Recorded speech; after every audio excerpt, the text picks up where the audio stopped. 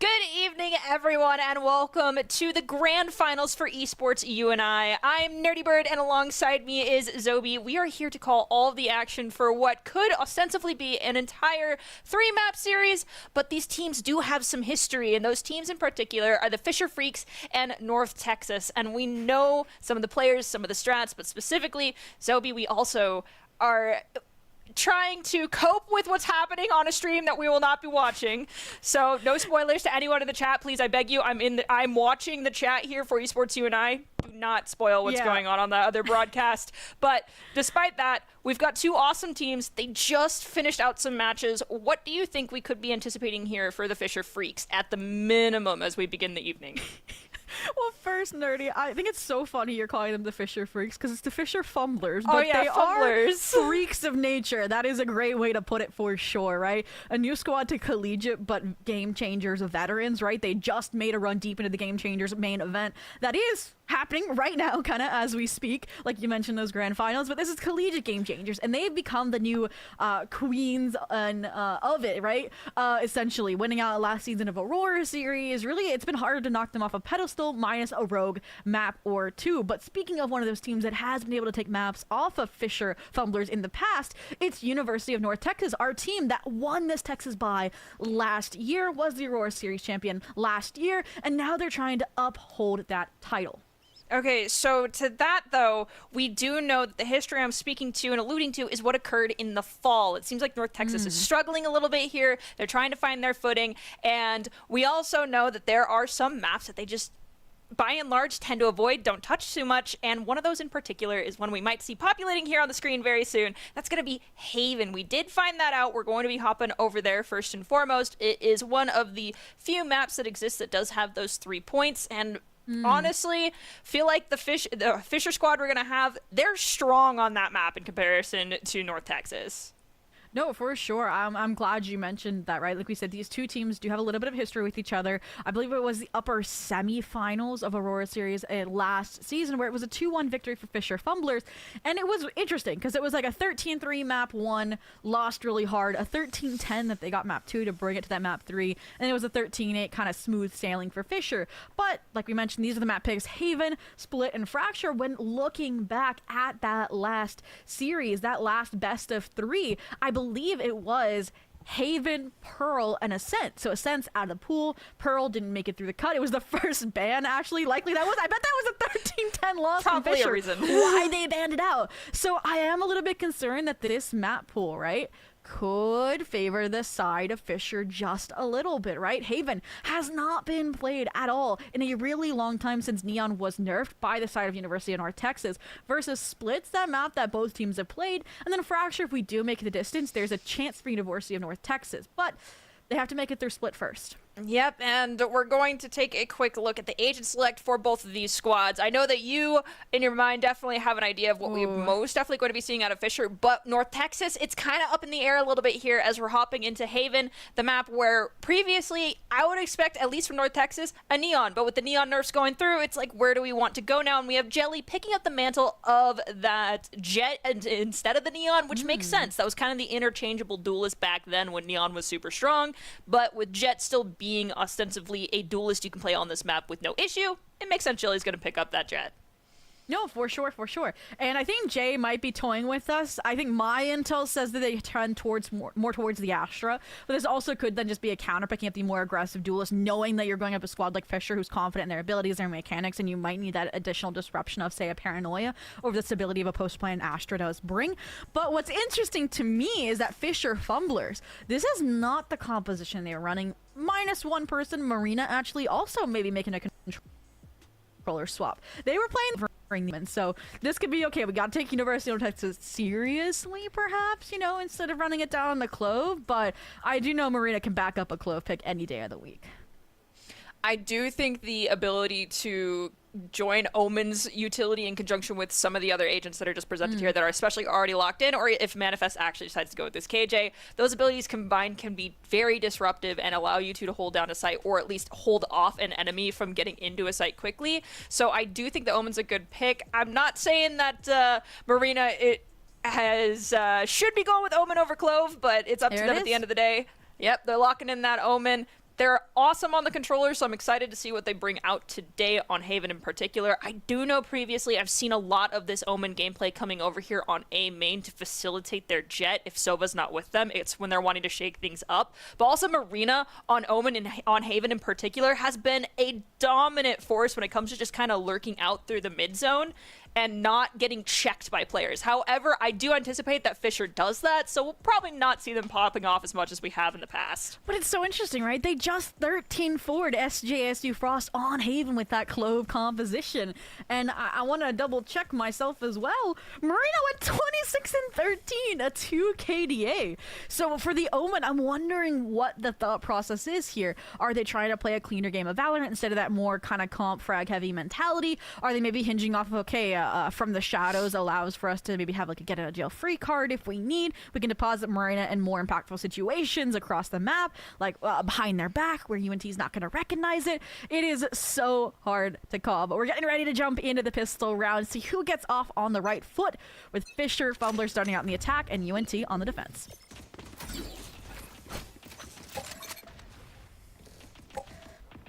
No one's pushing out too heavily outside of A site because we do have that Sova and the Cypher on A, so that means if we rotate in, those two have to disengage. We have to be looking out for that Cypher utility. That could be a huge slowdown point here for the engagement from Fisher and buy some time for UNT to rotate over. We've given ourselves away. We put up those Cypher cages trying to buy some time. The Astra smokes have also gone through. The blind was good.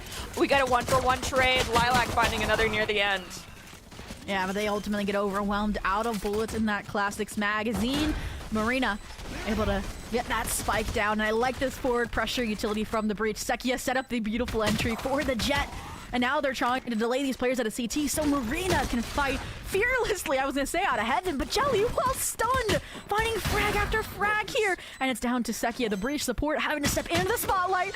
Unfortunately, They're gonna shy away. Clutch not found, and it's Jelly, Neon, Jet, you name it. They're clutching rounds and putting UNT on the board first. Very successful, like holding off by both of our Sova as well as our Cypher over on A site. I think Fisher, honestly, they exploded a little too quickly onto the objective. The flood in was good, but because they had that one shot to take down some of the Cypher utility and they're full committing on it, had they maybe slowed down a tiny bit, they could have baited out some of the safety nets that UNT had in place early on, found those eliminations, and then done an actual full wave engagement onto the A site. Instead, going all in and getting all the intel out to the enemy team might not be the best thing in the world, but we'll have to see if they make adjustments here as we're looking to push in towards Garage and exec onto that C site instead. Yeah, and this is where I think the interesting defensive strat of UNT is double stacking the B site's gonna work out, right? Jelly, your Jet not playing A main like they typically do with an Outlaw. They were on B, holding for a window, expecting this sort of eco strat, and as a result, they find the opening kill. Already shutting down the primary duelist, already shutting down Kurosu, but amidst the chaos, they're still gonna be able to get the spike plant down, get that bonus, and let's see what they can do. They're grouping up, they're gathering, and they might have made the right call.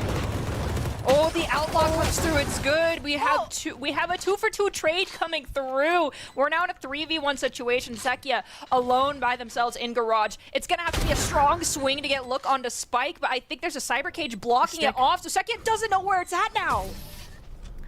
Yeah.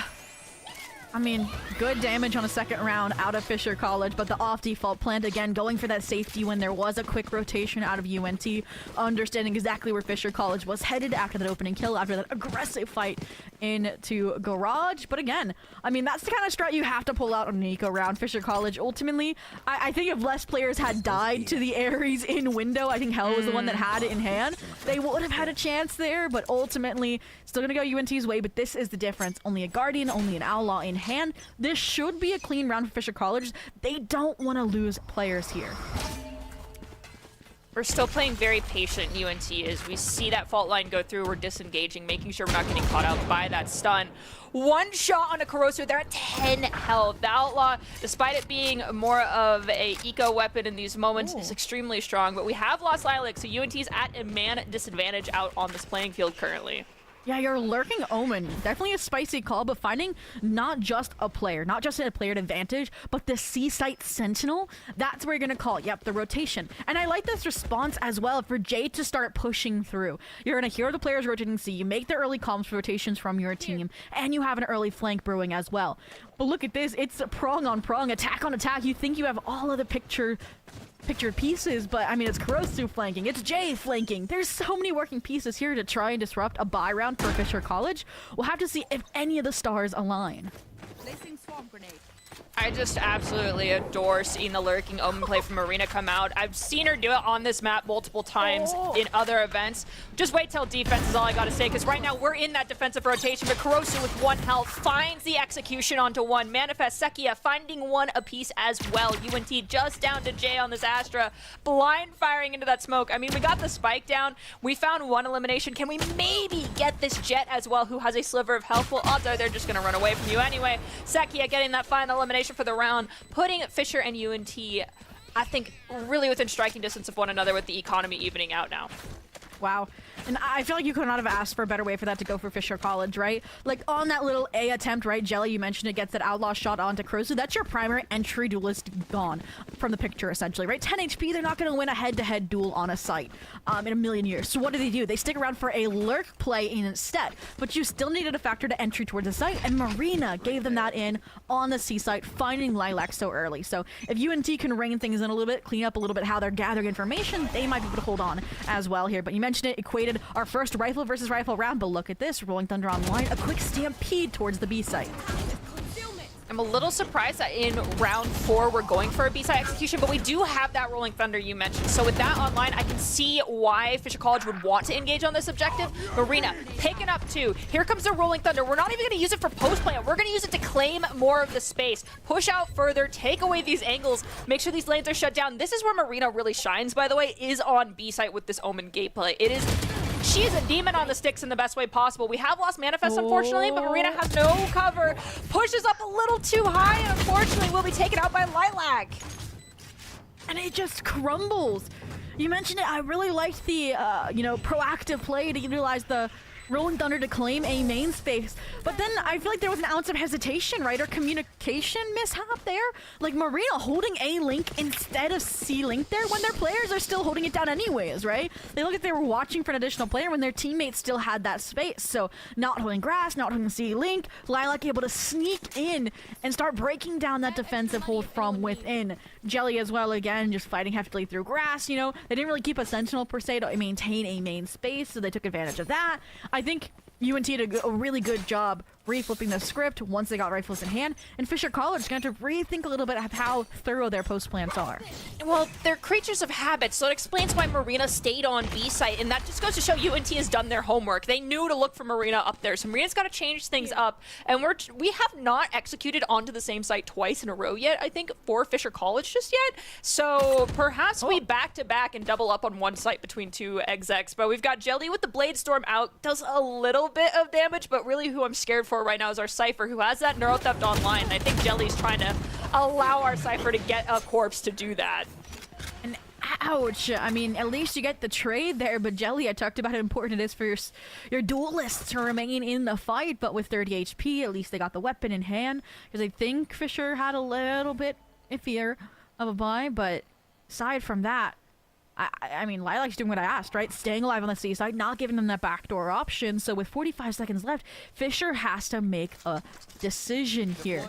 And it seems like they're slowly trending towards the C site while leaving their initiator deposited, trying to resell an A fake here. The drone spots out Jelly. But at this point, if you're Jelly, I think you're calling to your team that this would be a fake re-A exec. But, I mean, they have trust in Lilac, it seems. Lilac is waiting out on C-site very patiently. They've lost one of their wires. The blind is used by Marina, trying to anticipate where Lilac's going to be. We swing through. It did not make contact. We get a 1-for-1 trade. We do a little bit of chip damage in the moment as well. So we do see we've got two players with very low health, one on each side. If those players start playing a little bit more forward, they could be huge. And Jelly, with just a few slivers of health remaining, finds one execution, and we still have that low health player on the side of Fisher College. A little high-low setup here, the double swing, and it is with a sliver of HP left, 10 HP for Sekia. The 3K clutch on the round to get Fisher College there second. And, it's so funny to me, like, without even hearing the comms on that team, I feel like Sekia in that round is just like, every second is just like, no, we don't need to fight that. My util, right? Like you saw, right? They take a fight. They win out CT. You see the sun come through. Like no one else swing, no one else fight. You see the flash on the garage. Like no one else fight. And then Sekia even is holding the high low with Manifest, only getting the kills when they absolutely need to. And look at this. They are 11-3 here. They're popping off, but I mean, like Jelly also coming in at 10-3-1, nothing to sneeze at on both sides. Incredible. There's that fault line. Been used multiple times to try and catch Jelly out, but has been unsuccessful. At least Jelly is doing their job by baiting out this util, but it overstays their welcome in the duel against Autumn, who will find the elimination. Also has the regen shields online, so we're still at that 50% health mark, but we've got Hunter's Fury coming online, and that is where things get a little bit scary for the retake game, specifically for UNT here, having to compensate for that, play the touch game, and do it in a safe location. It's going to be so difficult for UNT to re-engage. That's exactly why they've already set the seeds of a Sova pushing and clearing out Garden, right? You talked about a post-point Hunter's Fury. Nope, it's used to clear out the site, all of the From the Shadows, that extra info from Marina as well. My only concern here is, there was not really much Killjoy util, that alarm, but a little bit deeper than desired. So what are you going to do? Start re-clearing it with that additional Sova utility. Now you've spotted Sage. You still don't know where hell is the breach a little bit. Might make some contact over towards Garage with that turret up and active. Autumn headshots. Oh, but that trade was so clean. I don't know about Hell being able to get in and get this. Yeah, the retake there in a 1v3. The disadvantage was strong, but UNT did what they could. The double ultimate engagement onto C-Site While I respect it, I feel like now at this point, it's going to leave them struggling for a few rounds. CECC does almost have this Rolling Thunder. Hopefully we've learned from our mistake that we don't use it so much on engagement. Well, so much to gain extra space after we have the objective, but more to play it as to prevent people from coming into our area that we have control of. Additionally, we also do have this lockdown coming online, so that'll be huge. And I anticipate this Jet to just absolutely dominate with the Blade Storm. Just like we saw Jelly attempt to do earlier, I think you can take that and multiply it by 2. Yeah. And I mean, we're already seeing improvements from UNT, right? This was the 13-3 last time these two teams played Haven.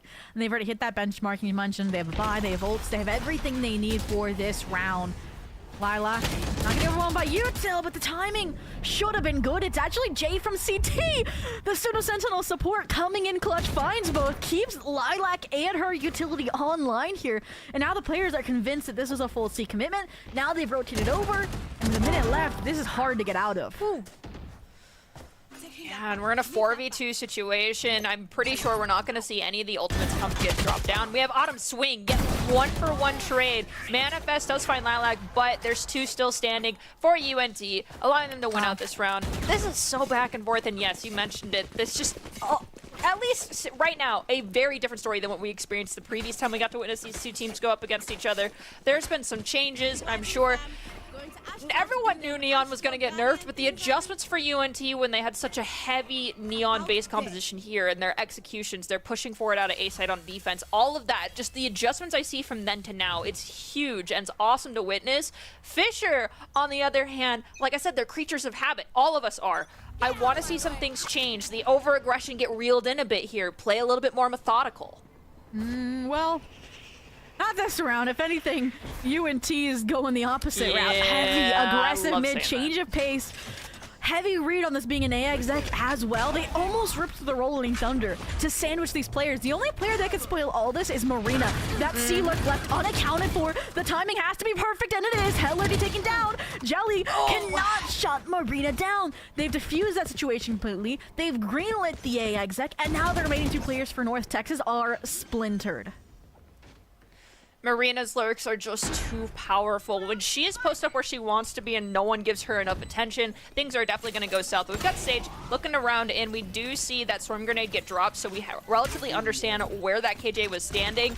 We have that Astral Divide up currently. The concussion from the fault line goes through. No one swings into them, but it's buying more time for Fisher College right now. Yeah. I mean, I'm surprised they invest the Cosmic Divide. We talked about the Marina lurk. Well, finally gets shut down after taking 3.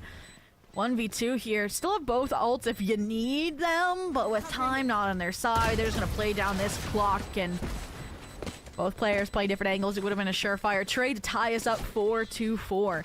And I don't know, I feel like North Texas, that adjustment, that aggressive play when, you know, Fisher College was already on the off foot a little bit there, was kind of spicy, and I don't think it was necessarily needed, but I think North Texas as well, they've been really good at making changes, right? We talked about Jay and that 4K. Well, previously Lilac solo holding the C site was getting overwhelmed, so what do? Jay rotates early, Jay supplements that hold. So I think they do need to make changes, and that one was just maybe like a missed call or a missed strategy, but you have to take risks in order to combat a team like this, and I mean, that one doesn't work out, so I guess you run it again and see if it works this time? Well, they did find 1 elimination on the Sage, and UNT playing very forward heavy once again, which I feel like after last round, maybe they shouldn't have done it, but perhaps the whole idea is they won't expect us to do it twice, and our 4 Cypher is left alone on A site in that connector, just waiting. It's Lilac chilling out there. We do have Northeft online. We have a Rolling Thunder, but is that enough when we are on this type of round for an ego? But there's the Rolling Thunder getting hit. We don't find anybody. We see someone jump up. We have a 1-for-1 trade coming through, make that a 2-for-1, but Marina, Kurosu, both finding extra eliminations. And I was worried. There was no Marina lurk. There was no kill to a utility majorly to combat that 3-player flank coming through. And you mentioned it, the Rolling Thunder investment was clean. And I think a big difference there was Kurosu, right? They've been typically taken out of the fight really early on, but this time they were successful in helping with the site claim, with the site hold, and then countering as well, like through the Hunter's Fury, or sorry, through the Rolling Thunder. I don't even think they were necessarily caught. And that's what allowed the change of pace, allowed them to win out the round and finally get that lead. So North Texas, again, uncomfortable situation. It's been this back and forth affair, right? Neither team quite breaking the economy of either team, but if Fisher College breaks it now, Nerdy, they're going to run away with this half with, I'm going to call it, more than 6 rounds.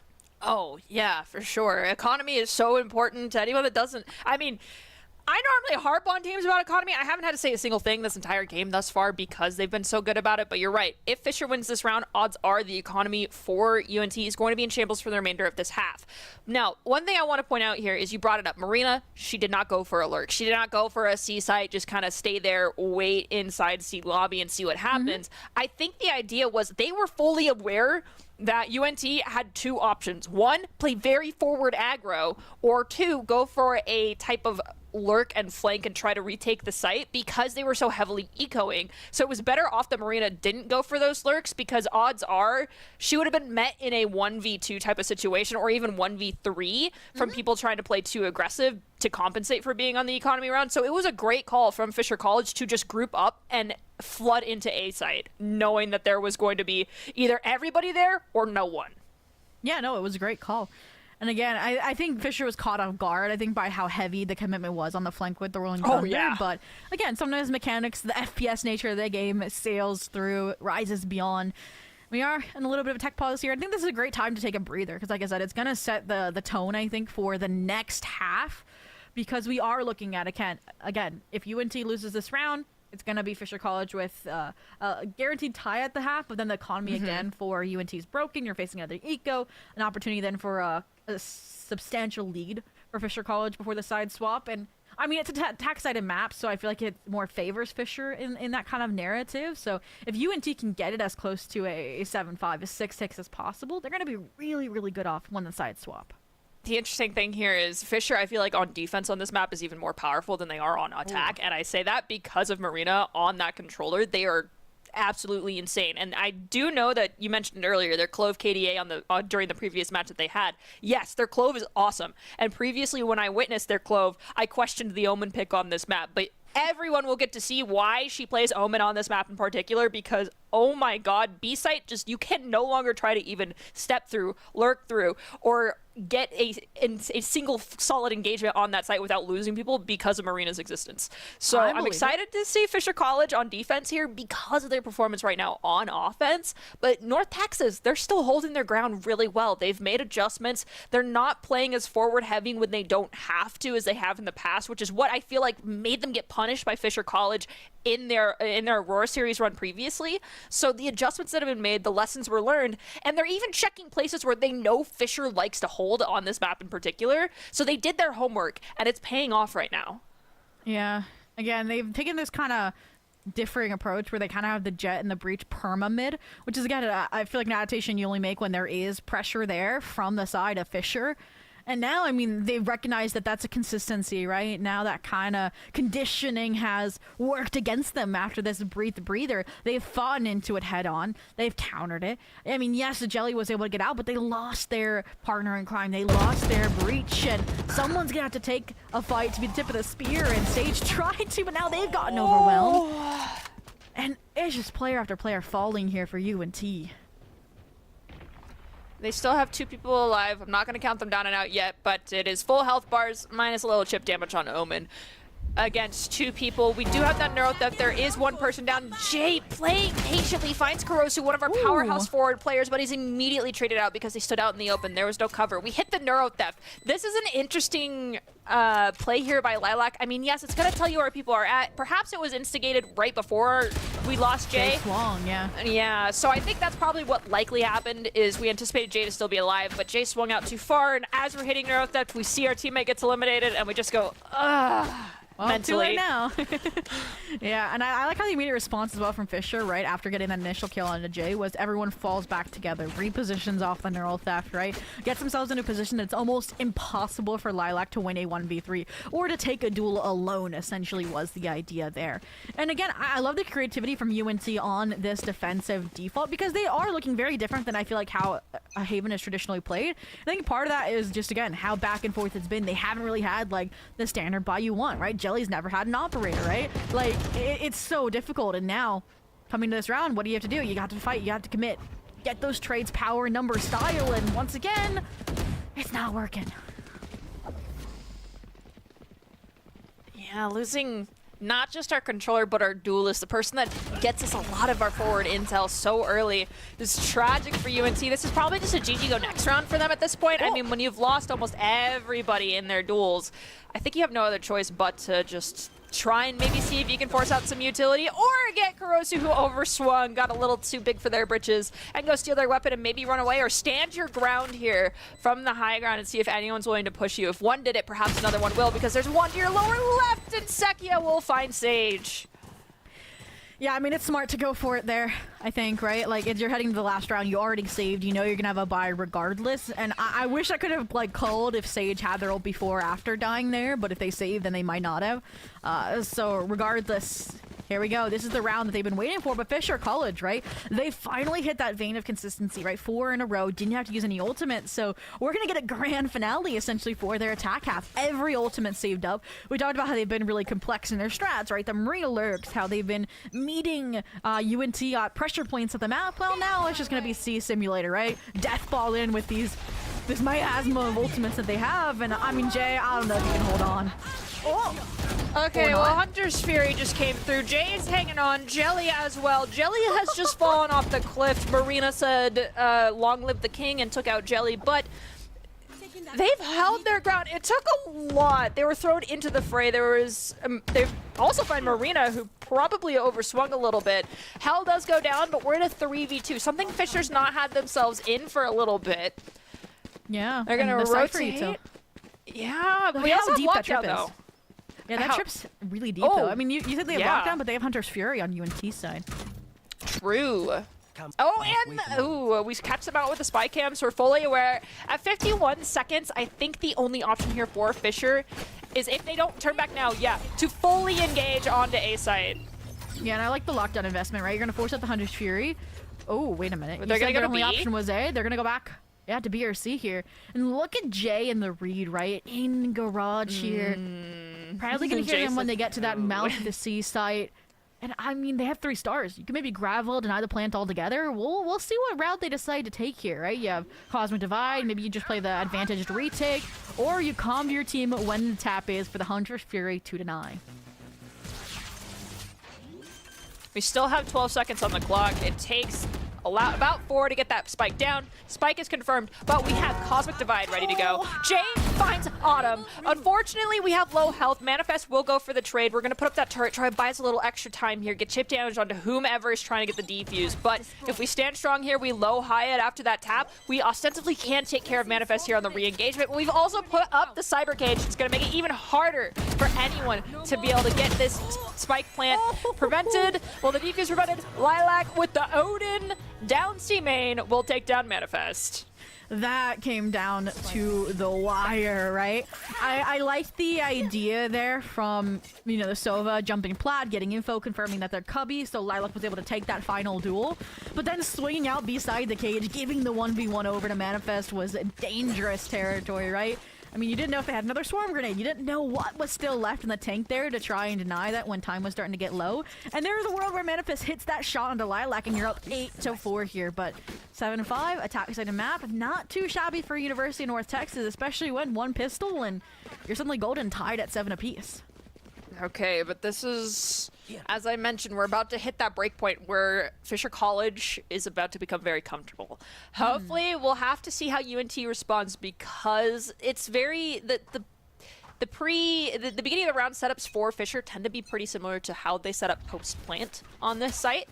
So if UNT's been paying attention, they might be aware of where some of these things are going to occur. But as we're rushing into garage, we are going to get hit by that fault line. Jelly and the company forced to disengage. Ooh. And this is the difference, right? Kurosu never, or sorry, I should say Jelly never really pushed up deep into A main, right? It was very take a pick, get out. And Kurosu instead deposits himself off the Sova, off the breach utility, and holds. Even if Lilac was able to find the kill here, they set the seeds, hopefully for success, but the thoroughness, the re-clear, the stun, and now the remaining players left scrambling for Fisher to get towards the A site. And we talked about how Jelly is a different style of duelist. Well, they're the lurking duelist. Cuts off the rotations, make this now a 2v5. What's interesting is that protocol that we just witnessed from Fisher College, the using that fault line and then following up with the Sova and the Jet to try and facilitate info gathering and supporting our Jet player to be a spearhead. That was very successful for them in the past, but they got punished very heavily this time for it because UNT said, hey, there's only 3 here. Yeah. And all 5 committed to it. Yeah. And I talked about, again, how, to me, North Texas was playing a very different kind of defensive default for Haven, what you expect from just one variant of the meta composition. And I think now Fisher College has gone back to, again, what you expect to see out of this composition on Haven. And so as a result, North Texas kind of knows what that playbook looks like, can craft around it, can counter around it, and that's exactly what we saw on that pistol round. So now a little bit of an adaptation, the 3 kind of triangular trust on the B side, maybe expecting, again, weapons to come barreling towards them. Looks like this is kind of just a pretty standard default, you know? Walk up garage, destroy some Killjoy utility, get out. Not necessarily commitment style just yet anywhere. It's not...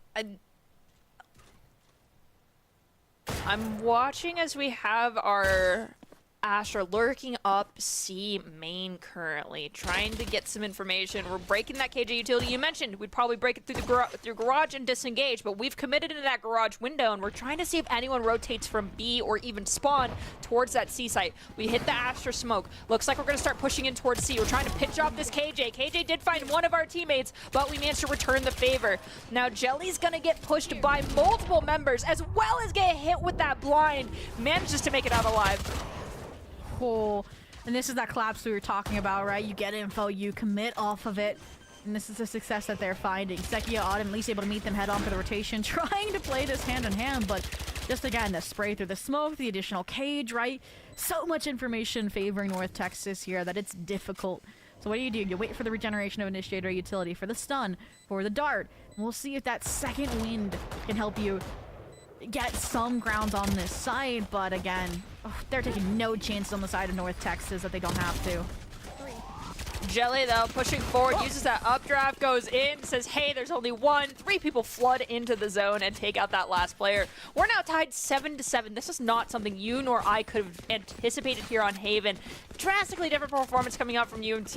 Lots of adjustments happening on both sides, but it feels like Fisher College needs to start, you know, shaking things up a bit more. Maybe we don't send our Omen on the lurk, but we send our Jet on the lurk, just like Jelly started lurking, so that if we lose our duelist, so does the enemy team. In essence. Yeah, I mean, I'll say it now. I've seen Crosu at their best, right? You know, I've seen them on Pearl as Arena, like tearing it up, dropping 30 here. And I think they're definitely having a slower start to the series than anticipated. They're getting shut down. And now, I mean, look, they're solo pushing down C long, right? While the rest of the team here is trying to play for bulk utility denial over towards the A site, right? Just try and snuff them out, see what you can do. But this stall out, the fake walk away, this is a nice bait into the swing. Please get the trades. Automo's down too. Spike down, confirmed. Now, oh, Kurosu, please. Okay, good. Kurosu finding Lilac. We're in 2v4. It seems like Fisher College might have heard me, but the spike is down, and Sage has to either wait or just go forward, and they swing. I don't think they were prepared for Kurosu to be holding a Guardian at their head. Oh, here we go. Manifest. Thought they were going to jump peek for information. Dart doesn't see anything. Manifest feels the pressure. And Jay, the immediate punish. Almost given some 1v1s there, but Kurosu teaming up side by side there with Autumn, and they are good to go. Only losing, you know, one big rifle in the fray here. Talked about Kurosu was having a slower start. Well, now with rifle in hand, they're starting to wake back up. Nice 3-piece, you know. And I talked about how, again, if they can get off to the right start economically, right, where once rifles come online, it isn't this back and forth, we really could just see the Kurosu operator come out too next round. I mean, look, 2,600 in the bank here. They keep this round clean. You hand off your Vandal. You got the op online. It's a completely different ballgame for both of these teams. Oh yes, and we do that with the fault line in conjunction with some using the recon bolt from Autumn to pull attention. Oh no. Swing strong with the op, tailwind out, spicy. But Marina right now lurking inside of garage, comes through, finds a 1 with the insta headshot with the judge, but unfortunately was not prepared for there to be 3 people there. The trade, I think, was pretty strong, though, considering Hell has, like, a sliver of health remaining in this moment, and Jelly goes forward a little too soon, doesn't check the angle, gets eliminated, and now it's a 2v3, and one of those 2 players standing is honestly, you could sneeze on them and they would end up getting eliminated, but it doesn't matter. Jay is going to stand strong and find an elimination on someone trying to engage. Ooh, and I wasn't sure about the Kurosu swing. I wasn't sold on it. I like that they waited for the plant to go through, because then it would have been a 2v2 in theory. But when it's Jay that we're talking about, it's never truly even footing. On fire this game, showing why the Astra pick has grown into favoritism here in the current meta. A 1v2 now for Autumn here. Just utilized the recon bolt, so not much to work off of here other than a dry swing and some hopes and dreams. Wait for the start of fade. Punish the first. 15 seconds left. They could wait for the recon bolt here to find Jay, or that works too. Oh my gosh, no way. Jay is ducked. We're gonna swing, and Autumn will find that elimination, putting Fisher College up by 2. Really, I think here it's gonna come down to which team hits those double digits first. Fisher College is getting it very close, being at 9. And I mean, Autumn just gave us a masterclass on cool, calm, collected, clear corners. And that's exactly how they just walked away with that clutch. And no Kurosu operator. I was a little sad there. I was hoping to see it here. Maybe the round wasn't as clean as they were hoping for. Maybe they understand this is an eco and they don't need it here. But this is what I talked about. A little bit different flavors for both of these teams on their defense. Was Jelly never truly committed, it felt like, right? We talked about how, okay, and I think you mentioned it particularly, Fisher always was trying to punish Jelly and never could, right? She was very, like, never the first blood here. Kurosu, though, likes to stick around and look for that impact no matter what, even if it costs their life. And I think as a result, they've been finding a little bit more impact, but then also the casualties can be a lot higher on their side as well. It's high risk, high reward, right? Yeah, that's... Some moments you question, is the juice worth the squeeze, but when Kurosu can, for the most part, pop off a lot, it's pretty good. And Sekia will find Jelly, so we're down the duelist for one side. Kurosu pushing forward. Hopefully you check your angle here. You do! And Lilac, unfortunately, was mid-movement, could not get that lock on. We pinched multiple people out. Defenders will knock down everybody. But 3 people still standing. We might see the op come up, but I don't think it'll be just yet, because, yeah, some people on our team are a little too broke for us to be buying into the operator just yet. But we do also have the Bladestorm ready to go, so I could there we go. Theoretically see Kurosu Ooh. hand off their gun to a teammate to make sure our eco's a little healthier and spearhead a forward, very aggressive push for Fisher College just in Bladestorm. But we do have a timeout getting called, and this is coming from UNT. What do you think is being discussed right now? I mean, I think first and foremost, you mentioned it, right? Whoever got double digits first was giving good inclinations of running away with this map. And I think that they can't really afford to lose another buy round outside of University of North Texas, or this game is dusted. So I think they're really talking about, okay, like let's come up with real quick, like maybe 10-15 seconds, an eco strat that could work, but we're more focused on how we're going to utilize these big ticket ultimates in the next round. I mean, look at this. Sage 2 off from Hunter's Fury, Lilac 2 off from the Neural Theft, and you have Hell and Jay already sitting on their ults as well. So I do think that that's going to be the main point, is how to coordinate those for a clean site take, and then how to, you know, clean up the post plan as well, because there have been some clutches that have slipped through that really should have gone North Texas's way as well. I mean, yes, it's come off the heroics, I would say, of Jay from time to time, but I do think that they do have that team synergy there as well. Aside from that, maybe you're talking about, okay, Kurosu, is there a possibility of an operator? You mentioned the Bladestorm. I think that's when you chopped in to the sniper rifle, right? When you have that potential then for the Bladestorm to be that kind of re-entry tool. And I think they're just going for this. They're just going full blades. Okay. Yeah. Ooh. Cosmic Divide, Hunter's Fury, both getting popped. Sage is down. We're using both our Cloud Smokes if you're Kurosu, who has the judge. Ends up getting traded out by Jelly, but not before Jay ends up falling. We're in a 3v4, still favoring the side of Fisher College in this moment, but Marina inside Garage. Because that Divide was up, I'm not positive where Jet was. Jelly might know you're there, but is being very cautious, staying close to the wall. Will the timing be in Marina's favor? It is. We find 1, we find 2, and then the trade. Defenders will win out another round. 2 more, and they will walk away with the Haven win. Also, to the people in the chat room questioning, yes, winner of EsportsUn'I does get a bid to CECC 2025, aka May Madness, and then all the regionals do feed into that as well. Hopefully that answers your questions. Yeah, and I think that's, like, to me, one of my favorite things about CECC Made Madness is this bid, right? It gives kind of that, like, pathway for that code future that kind of Valorant and the right ecosystem wants to see. And it allows us to see, okay, what that looks like for a collegiate Game Changers team to participate with everyone else. And I think Fisher, especially, having that now, this new Game Changers team, a scholarship roster, and UNT, who went there last year, they both will be great teams, great pillars to be that representation at the Texas LAN in May. But we got to see who that's going to be here, right? Fisher College won off of map point. They had the weapons. This is UNT's timeout, their grandstand plan, and so far, so good for the A-side take. They found Autumn. Can they find some more? Marina's going to go up into heaven. Actually, no, that is Ooh. Kurosu coming in from attacker spawn. We'll find Jay. Hell has this rolling thunder. Are we going to hit it right now to try and prevent people from coming in when we're not even fully positive they're there yet?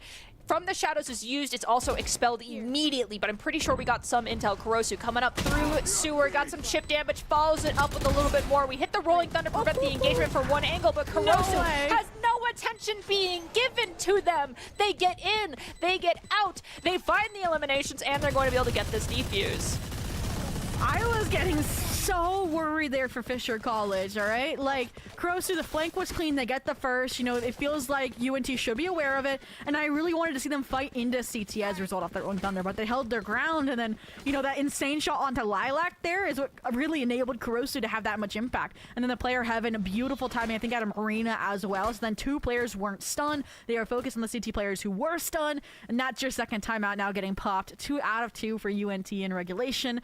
And I mean, it's interesting. I talked about that was kind of your last chance where you had those ults. Well, they still have the Hunter's Fury. They still have the Neural Theft in their back pockets.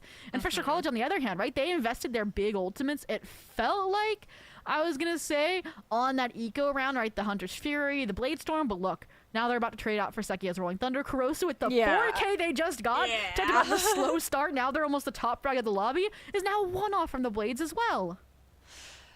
Fisher College is definitely, I mean, yes, it felt like we were thrown into the turmoil, the chaos last round with their ultimates, but yeah, they're coming back online. They're rolling them through very nicely. They've timed them, they're aware, and they're supporting each other to make sure that they can find those extra ult charge moments, getting those eliminations and trades. But UNT right now struggling. We're calling our last time out, as you mentioned it. We've got Hunter's Fury and Neuro Theft. I mean, Neural Theft, ostensibly, you could say we still need another ult orb for, another ult point, because we need to get a corpse on the ground, whether that's from our own teammate doing it or we ourselves finding that elimination. It is still a difficult ult to get ready fully, entirely online and safely. But there's a chance that we get it, we hit it at the right time, and we're able to execute onto a site to get the plant down. But we've kind of been married to this A site here, and perhaps we might want to, you know, start to divorce. File for divorce and go to a different site because KJ is there with all of her utility.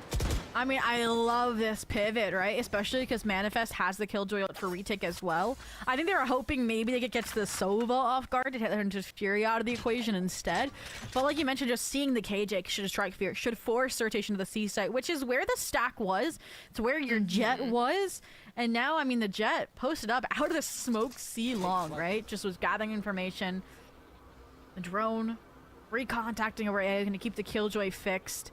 They're still kind of in the wind as to where this site ending is. Look at Fisher College, the grouping here. Correct, perfection. Drone not spotting anything out grass, but that's where the grouping was for UNT.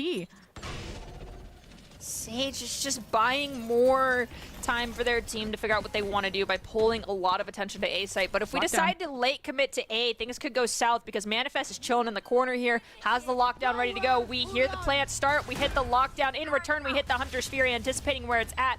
I'm pretty sure it should get eliminated. It is. So it's going to buy us extra time here for UNT. We do also have this Neuro Theft. Because we're down 1 person, we may end up needing it, but that also means someone from Fisher College needs to die in an area that's safe enough for us to hit that ultimate.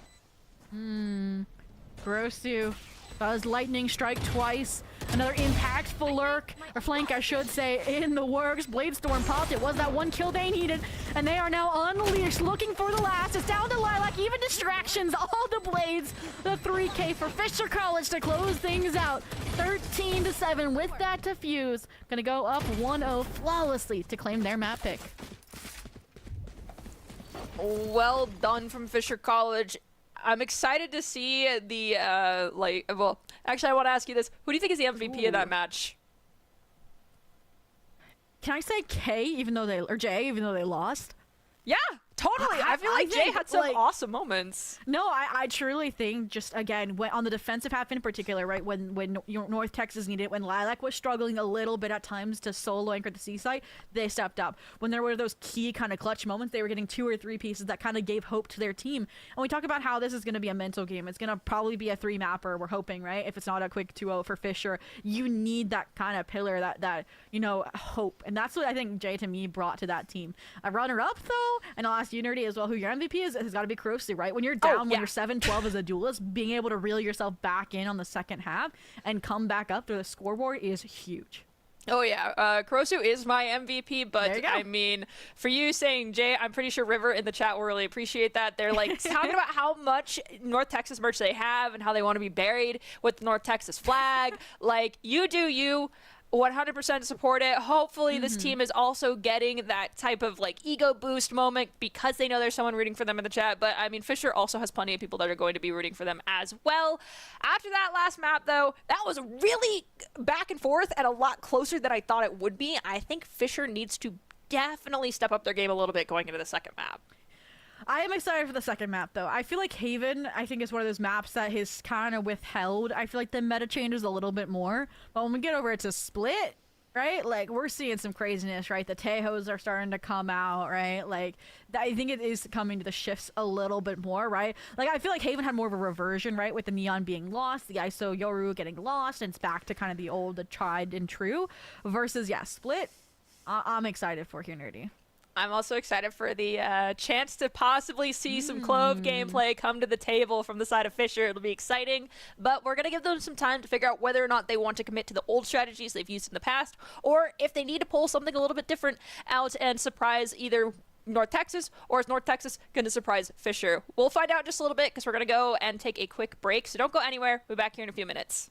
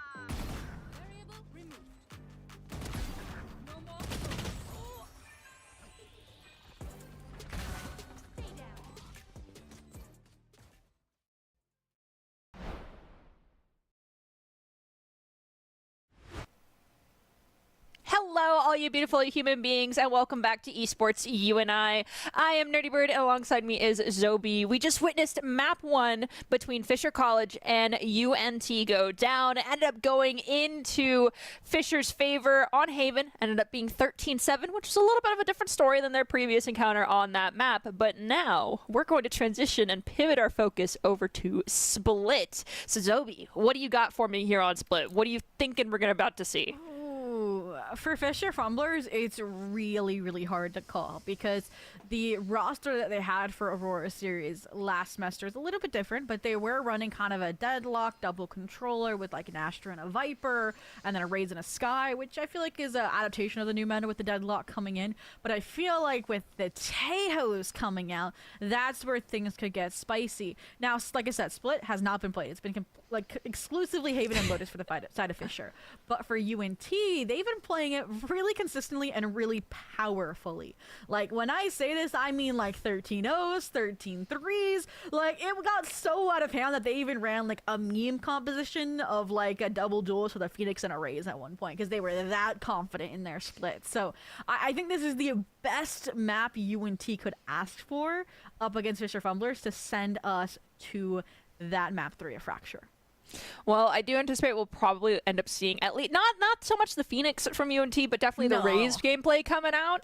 So we can hop into the agent select and see if that prediction, and then perhaps my Clove prediction earlier coming in for the Fisher Fumblers also being true here for Split. We'll have to wait and see. I do think we'll probably see that double controller, but we'll have to determine if the players are going to feed into that. And I don't think we're going to be seeing Taeho. Oh yeah, for Fisher, because we got Autumn locking in that Sky right out the gate, but Sage is actually going to lock him in here for North Texas. Yep, this is the composition that I said was one of the 13 O's. They're really confident in this composition. Then you're going to probably see the Cypher and the Astra. We've seen this now from over on Haven. So I really like this, and now I'm curious again what Fisher is going to bring out. Because previously when they had that kind of deadlock composition, I believe it was Melia that was playing it, and she's not playing tonight. So again, what are the adaptations? What is the conformity? And it looks like, I don't know how I feel about a double Senti when it's a Cypher and a Vice, but I could see it working. Feels like they're going to go for a heavy defensive lean here. I'm just concerned, to me, this comp doesn't feel like it has enough firepower to it for a map like Split. I have to agree with you, and I do also think that in the past, Fisher has struggled on Split, especially last year leaning more towards the end of the summertime. I believe they were struggling a little bit on Split, and they did have a double Sentinel lineup then, but they did have that deadlock. It did not work out in their favor. They were going up I don't believe it was Jelly, but they went up against a Raze player that just absolutely decimated mid whenever they went through there, and so it felt like Deadlock just wasn't providing what Deadlock normally does. She was not being a force that's just seeing her utility made you quake in your boots. You decide not to go that way. That was not happening. So changing out the Deadlock, instead we're going with our Cypher here might be what's needed for them. But of course, Cypher typically will set up over towards one of the sites and not so much mid, at least during the defensive phases. So we'll have to wait and see what they want to do here, what type of recipe we're cooking up. And I do know as well that we swapped sides on this map. So it could also be, and I've seen this as a strategy for maps that you're less confident on, is you choose a composition that's almost called a crutch composition. So it's more heavily sided towards your starting half, so then you can snowball that momentum, right? If you dominate first half, you don't have to win a lot of rounds on your attack half, essentially. So that could be the ideal the squad is going for, especially, when one kind of Google search, right, you'll know the composition of UNT here, and you can see how aggressive it is, right, with that Raze, that Taeho, that Breach. And so I do think a double Sentinel, especially a Vice pick, could be good for countering it, right? I feel like that sheer wall, you can't really destroy that with Taeho utility, right? Like the Arc Rose, put it up high, also not going to get destroyed by a guided salvo. So I think that's going to be your best case scenario, especially because it can be used for a really big mid hold, which does seem to be how they're going to be playing it here. So my focus really here for UNT is going to be on Jelly then, to try and compensate for this extra delay utility that does exist because of Vice, because I have seen a Vice against a Raze, and typically it's like Raze go fetch. And we're going to initiate with the Taeho utility, unfortunately, goes down immediately. I don't think got any information for us. This is a little bit different of an attack side from UNT as well, right? You got your J Lurk, wasn't characteristic of over on Haven.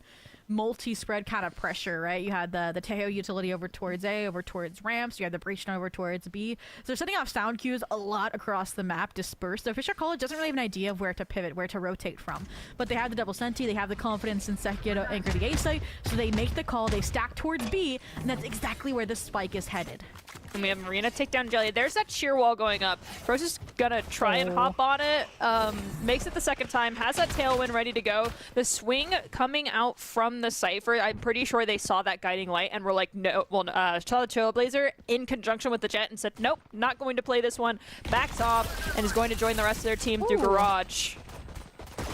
Well, the stun is late, so Manifest able to find an opening kill here, but the Thorns keep the rest at bay. 20 seconds left. They know there's no time for a pivot, time for a rotate. The players for Fisher College sink their teeth in, or I should say their talons, and they hold on to this B site. So first pistol on the board, a different start again than we saw over on Haven here.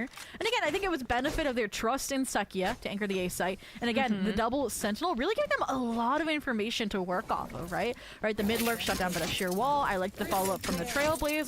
It's going to be a nice dynamic to see how information is managed with this squad compared to, again, like we mentioned, that loss of firepower with this composition. Looks like they're betting on an early push out towards A site and a commitment near there. We do have Jelly going through mid, and it depends. Are we going to go Heaven or are we going through Vents? It doesn't matter. We have a 2-for-1 trade. We lose Autumn, but Kurosu finds two themselves. Sekia also finds Lilac, so we have lost our Cypher. Sheer Wall was instigated here in mid. Manifest is just going to go forward and see if someone managed to make it all the way into Vents. Pretty sure they have verified they did not, but Spike is down over near A site in a very dangerous spot to try and grab it from. Yeah, the re-clears really clean out of Fisher College here. I liked that play as well. If you noticed, Autumn and Kurosu were the two players that had ghosts, so there was no risk to fighting for ramps control there. And Kurosu popping off with the 2-for-1 trade here, and Sekia getting the refrag as well, sets them up for a play like this, where they're going to keep every heavy weapon that they invested into that round. And now my guess is that Fisher College, you bought two ghosts. You're probably going to force a Vandal or two here, would be my guess. And here they come in quick succession. Or Kurosu, third round operator, give it to me. Come on, please give me an op for once. They're too broke, but the Vandal does come. Like I mentioned, like I was hoping for, or Guardian by Vandal for them. It's so hard to say. But wait a minute. I think they are still saving up for an operator possibility. But the next round, why else would Sekia be bonusing a Deagle? I mean, you want? I think Kurosu might be like, being like, hey. So can we maybe buy an off next round? But we blast back in with Jelly in conjunction with Sage, and we managed to find both Kurosu as well as our Sky player for Fisher College. UNT leading by 2 agents on the field. And that's the Vandal down. Autumn, I think, was the one that came away with it after the buy phase ended. Sekia playing with fire, evaded the drone, but they're, you can see they caught wind of it. UNT flawlessly dissecting this defensive hold of the A site.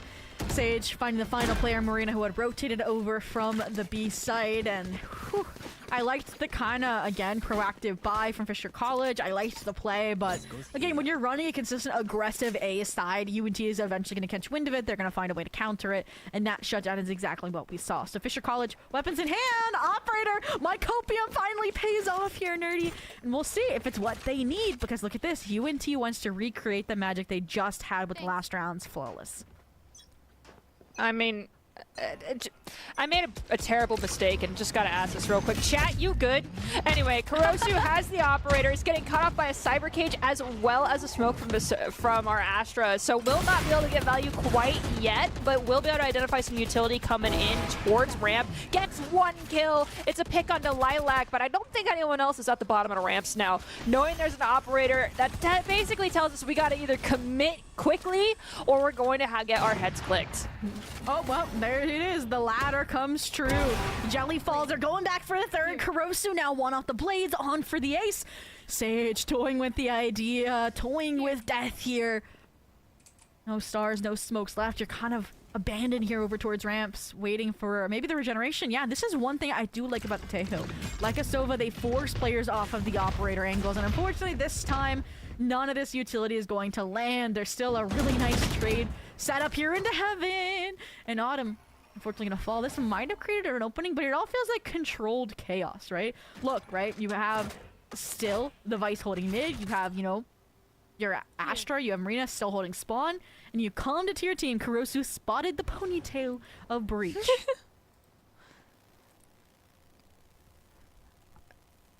You never want to have hair nor hide seen by the enemy team, but if you breach, your ponytail gets you called out by the enemy. That's tragic. And CECC will actually find Sage, so we've lost our other initiator. UNT is just down to hell.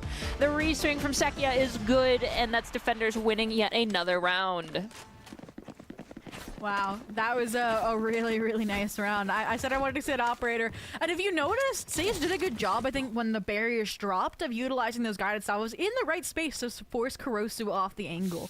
But again, it felt like maybe the timing wasn't there for the exec from UNT, and Kurosu just deposited himself back on the line, took up the operator, and took up the kills. So this time, a little bit more proactive timeout from UNT, likely because it isn't that back and forth where they felt like they, were on top of the momentum game. It's right out the gate they're starting to lose here. Right? Like, you won your rifle round, but now that both had rifles in hand, it's starting to go the way of Fisher College in pretty dominant fashion as well. So, again, a buy-up round before you force into a save. What are they talking about, Nerdy? Right now, I think if you're having to deal with Kurosu with the operator, honestly, it's identify where this op is at, and then we either need to have a fast execution utilizing a lot of our initiator utility, and it is a very risk versus reward type of play to try and eliminate that individual because we know they won't be alone. Or instead, we identify where that is, use as little utility as possible to figure out where they're at, and pray we don't end up losing someone in that moment, and then we quickly pivot all but one individual towards the other site and leave one person to buy attention and buy us a little extra time to get that rotation done. Yeah, I do agree. I think UNC has definitely had that flavor of commit, minus the pistol round, interestingly enough, right? Where they had Jay started as like this lurk, they had the Sage a solo lurk, they had Jelly and Hell over towards being made as a solo lurk, and it feels like after all of that discussion, they aren't going to that slow, methodical, defaulted approach. They're still death brawling towards A, this time fighting really heavily, really up ramps, really not conceding any of that space, not trying to jointly fight out a main. And interestingly enough, Fisher College has kind of conceded this space. Maybe they thought this was like a solo raise exec? I don't know, but they miscalculated. I think deathballing makes you a lot more of a formidable force to work with here, and CECC is going to be caught out because they overstayed their welcome over near screens. So down at least one sentinel. Fisher College has to play for a retake here. They've got limited intel. At least Cypher probably told them, hey, everyone is on site. This is a very common plant spot with the where they're set up as well. We're going to hit the Trailblazer, try to get intel, but there's a smoke up. We have one person who I think got concussed by it. And here comes, I think, the Armageddon in conjunction with the Astral Wall being dropped down. Ooh! And we get an Armageddon kill onto Autumn. UNT out of their timeout, get their bearings, get their round, put us one round within striking distance. They still have the Rolling Thunder on the line as well. So they are right back into the driver's seat here, right? There was no kind of win bonus, saved up by Fisher College. That was kind of a hefty investment of the operator from Kurosu. Looks like they are going to lean into the Blade Storm here to try and get that credit line flowing if they can win out this round as a result. And look at this, it might be Fisher College going back to trying to meet this death ball head on, with Kurosu acting as the shield going first. I'm expecting maybe a Blaze Storm updraft out the gate, but again, it's these guided salvos in conjunction with this stun that's really denying any of this proactivity that they want. Oh! That works. Kurosu! Oh, not the oops. team flash. Yikes, that's always tragic. But we're going to updraft Tailwind, Cloud Smoke, and lose all of our blades. But Autumn, shout out to our initiator coming through, probably profusely apologizing at the same time for the accidental team flash. Yeah, walking forward with their Vandal up, making sure to follow through, because Kurosu, I think, unfortunately lost their blades in a moment of panic because of that initial flash. Yes, it took place a couple seconds after, but you do get shaken when you lose your line of sight on anybody in those moments. Yeah, Kurosu, it's okay, you lived. So Autumn, to make up for it, comes forward as opposed to playing to the back right of where their Jet's standing, which is where they kind of like to be comfortable, is where Autumn's at most of the time. Instead, gets in front of the Jet to make sure our Jet does not die because of the fumble we had. And I like it. It's not about your mistakes, it's about what comes after them. And completing that with a full house is kind of making me sound like a liar when I said this comp doesn't have firepower to it. It's in the playstyle, not in the agents, not in the utility, and that's what's being proven right now. Speaking of proof, Jelly, though, showcasing that this is a comp that just strong hands its way through even the toughest of Vice utility. Autumn, though, throws himself in the frame, stares down a judge that almost finds a second.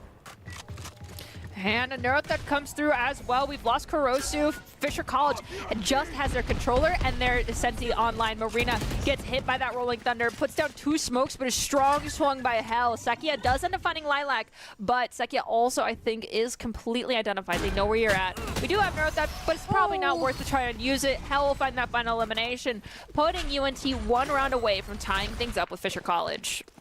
And again, Fisher College just grasp onto the lead with each passing round, keeping this economy, keeping this scoreline close. And even the ult economy is just kind of trading off hand in hand. It feels like UNT might finally start to lag behind here if they invest these ults. Because look at this, Marina, Manifest also 1 and 2 off of their own ultimates here. This is going to be a huge make or break round. I think that's why we're finally not seeing the UNT death ball into the A site. I think they feared the kind of full house play from UNT. That's why last round they went for a heavy mid take and it worked. But that's my concern right now with UNT is when something works, they're doing it again, like right after, right? It happened with the A death ball. Now it's happening with the mid death ball. And I feel like for Fisher College, that's going to become easy to read, easy to grow from, and easy to counter, I would hope.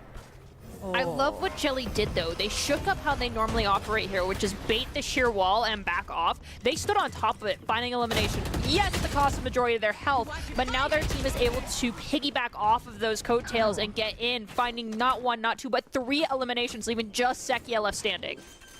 At this point, I was questioning, right? Doing the same play. It gives room for Fisher College to try something else, and you know everything's going the same way from UNT's perspective, and I mean, at that point, UNT said, try it again, change anything, run the simulation again. You're not going to come away with a different conclusion because we just tied it up 4-4.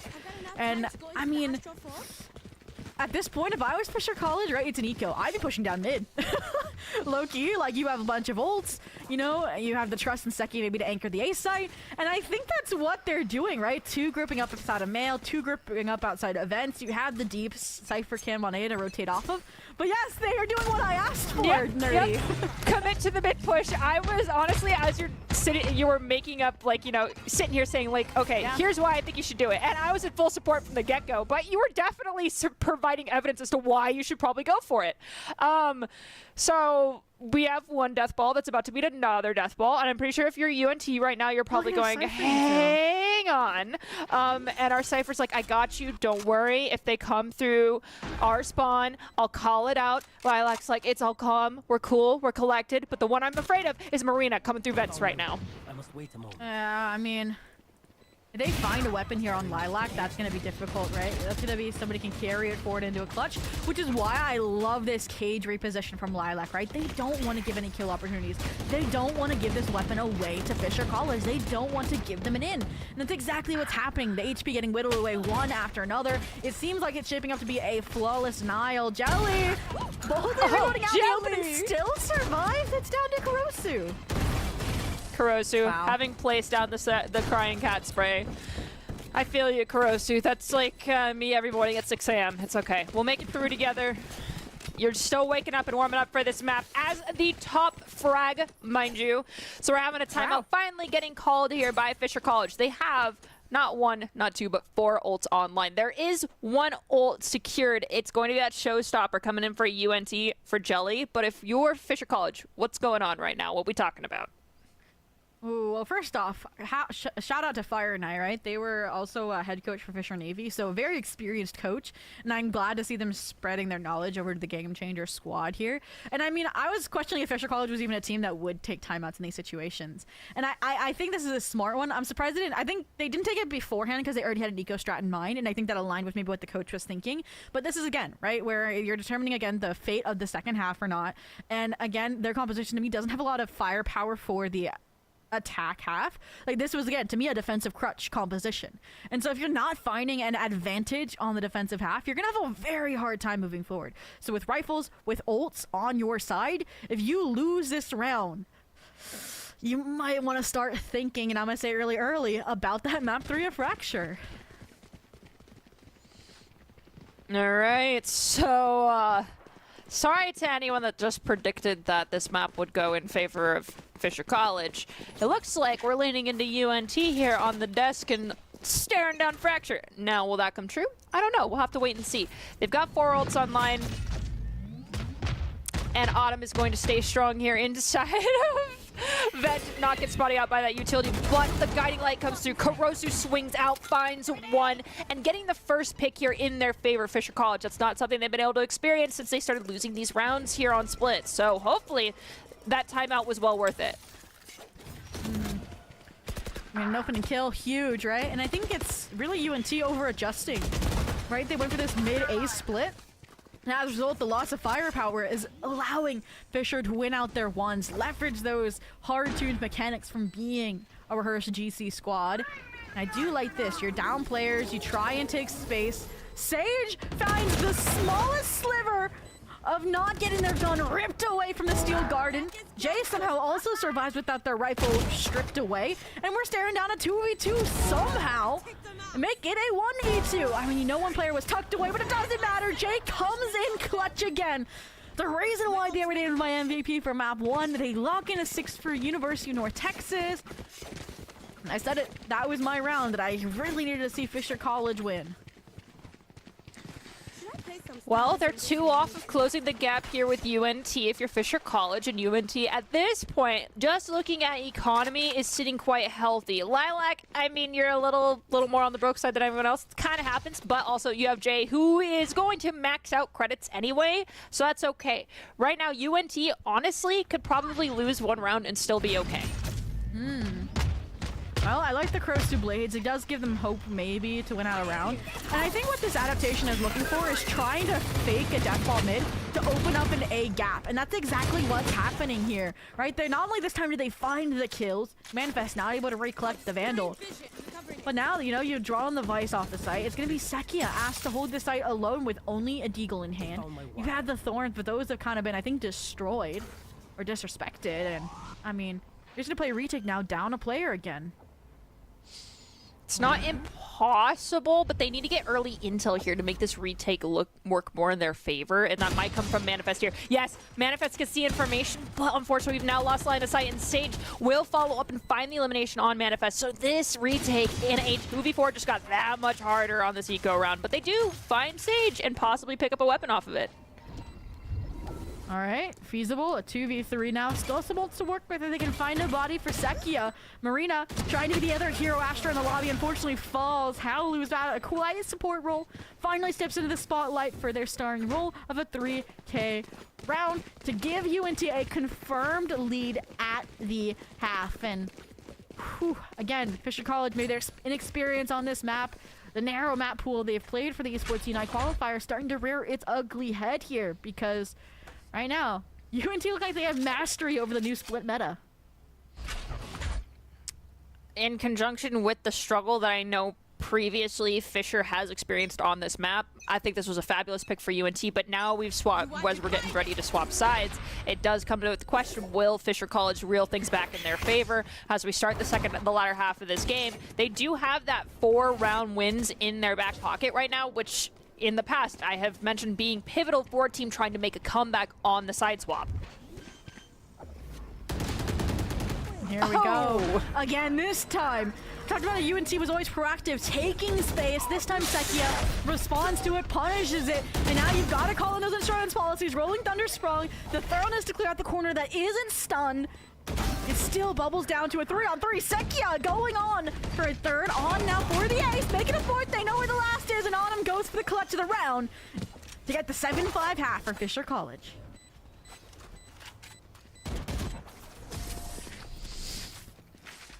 All right. Now, UNT's economy is still healthy. I mentioned that they could look. Never mind. I'm crazy. We're going to be swapping sides. It don't matter no more. The economy is equalized. Now, if you're UNT and you've got to pick a site to start this to like bet all your eggs in one basket, so to speak, on because you think Fisher College is going to death ball like you did, what site do you think you're going to? Ooh. You think Fisher? I feel like, wait, like you were saying like you want Fisher to death ball? Yeah, if you were thinking Fisher's going to do that, because I think if this first round does not go in our favor, it's split, right? Like, yeah. But like, and that's exactly what UNT is set up for as well, right? That's why you have this breach Teo trap set up, and the only player you might catch is the the solo lurking Sekia, which I'm gonna be like real like sad cat if that happens, but you saw them immediately back up already. And so this is an interesting change, right? Is you have the heavy side towards A, you have your Cypher util heavy mid minus the KM because you trust in the Astra util over towards B. Kurosu quickly executing into B Heaven, and Marina finding Jay. Lilac getting Kurosu, so we've basically traded. The Manifest has put up the shear wall into Heaven, so we'll be aware where people come from, but we are getting suppressed very quickly. So if there's a quick flood onto site here, this could spell doom. I'm pretty sure it's expired at this point, though. All right. Regrowth active, Manifest in a beautiful location for the right clicks to land. Makes it down to a 2v3. Sage dealt with as well. A nice trade. Hell almost delivers, but Marina finally catch and win those Astra clutch teams. The Ghost in hand finds 3. Gets Fisher Call it the pistol. And I'm starting to get some deja vu over to Haven, where the opposing team that was down, you know, 5-7 wins the pistol, wins the follow-up, and ties us. Perhaps that ends up happening. I mean, history likes to repeat itself. Patterns exist in nature. What have you? It might come to fruition. We'll have to wait and see. We've got Sage as the only person who's buying up, air quotes, with the Deagle in hand. I think we're going to see a little bit more support to our initiator here of Sage for the defenders to try and keep them alive, because we're pushing forward. Hell, hits that fault line. We go forward. We're going to throw in that point flash as well. No, we're going to wait it out a little bit. Now we're going to use it, and then we're going to swing a little bit here for Jelly. They get hit with the guiding light. They have to disengage, and we've lost 2 players already by being pushed forward. That's 3. Another sad cat spray from Kurosu. Here we go. Back on their flawless arc. Trying to keep this round clean because, again, it's that death ball mentality that they're looking for in terms of rounds, not in terms of side execs, although this was a clean example of one, to say the least, to add to the textbook. But, again, when it's a 7-5 comeback, like, yes, you can get your tied game 7-7, but when weapons are enhanced for UNT, you're expected then to lose that lead. You just worked to maintain back to a 7-7. And so now, I think this is smart, right? You had the extra Guardian, you're trying to keep as many weapons as possible. And this is also where I think the double Sentinel comes in clutch, right? We're starting to see the reasons, right? You have a Cypher locked down the flank, you have a Vice locked down the site. Like, this arc rose in CT, you have the sheer wall. Oh my goodness. Well, guys, come on, I said to keep it clean. What's happening? You know, we're all human, we all make mistakes, and I do really like the double sentinel, don't get me wrong, it's great, but I do think it also, we go down to the spike, I totally get it, Jay and Lilac. It does have its caveats, and to that I say we saw it exactly from UNT, though they did not have the utility and the gunpowder to do it per se, which is we need to push up forward, prevent these sentinels from making it onto site, and that's what they want to do. They want to figure out where they're at, get them eliminated early, so even if they give back up that space, let Fisher come in while they wait for their own utility to come back online because of the early engagement that they take.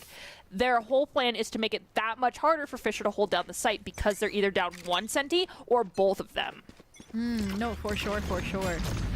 And so again, I think what we're gonna have to see from UNT is exactly what they're trying, right? They have to find an early advantage. They have to get some of these Sentinels out of the picture because I'm starting to see how this composition could work on the attack side, right? If Kurosu pops off, which like I said, this comp in itself doesn't have a lot of firepower to get kills, right? Early opening picks. But if they find them through the miracle of mechanics or because of the coordination between Autumn and Kurosu, then if they get a site, it's GG's. Like, you cannot retake against that, or it's going to be very, very difficult, as we saw in that last round. And I think that's why, again, now these players on the side of UNT are starting to move up that line of scrimmage. Like, okay, you cannot pass this point, right? You have the breach on the choke point, deep A main. You have the raise, deep ramps. They're not playing further off the site. They're not playing elbow. They're not playing deep CT. Because they know that if they give it that space, there's no hope. Also, I like the change of pace here coming from Fisher College.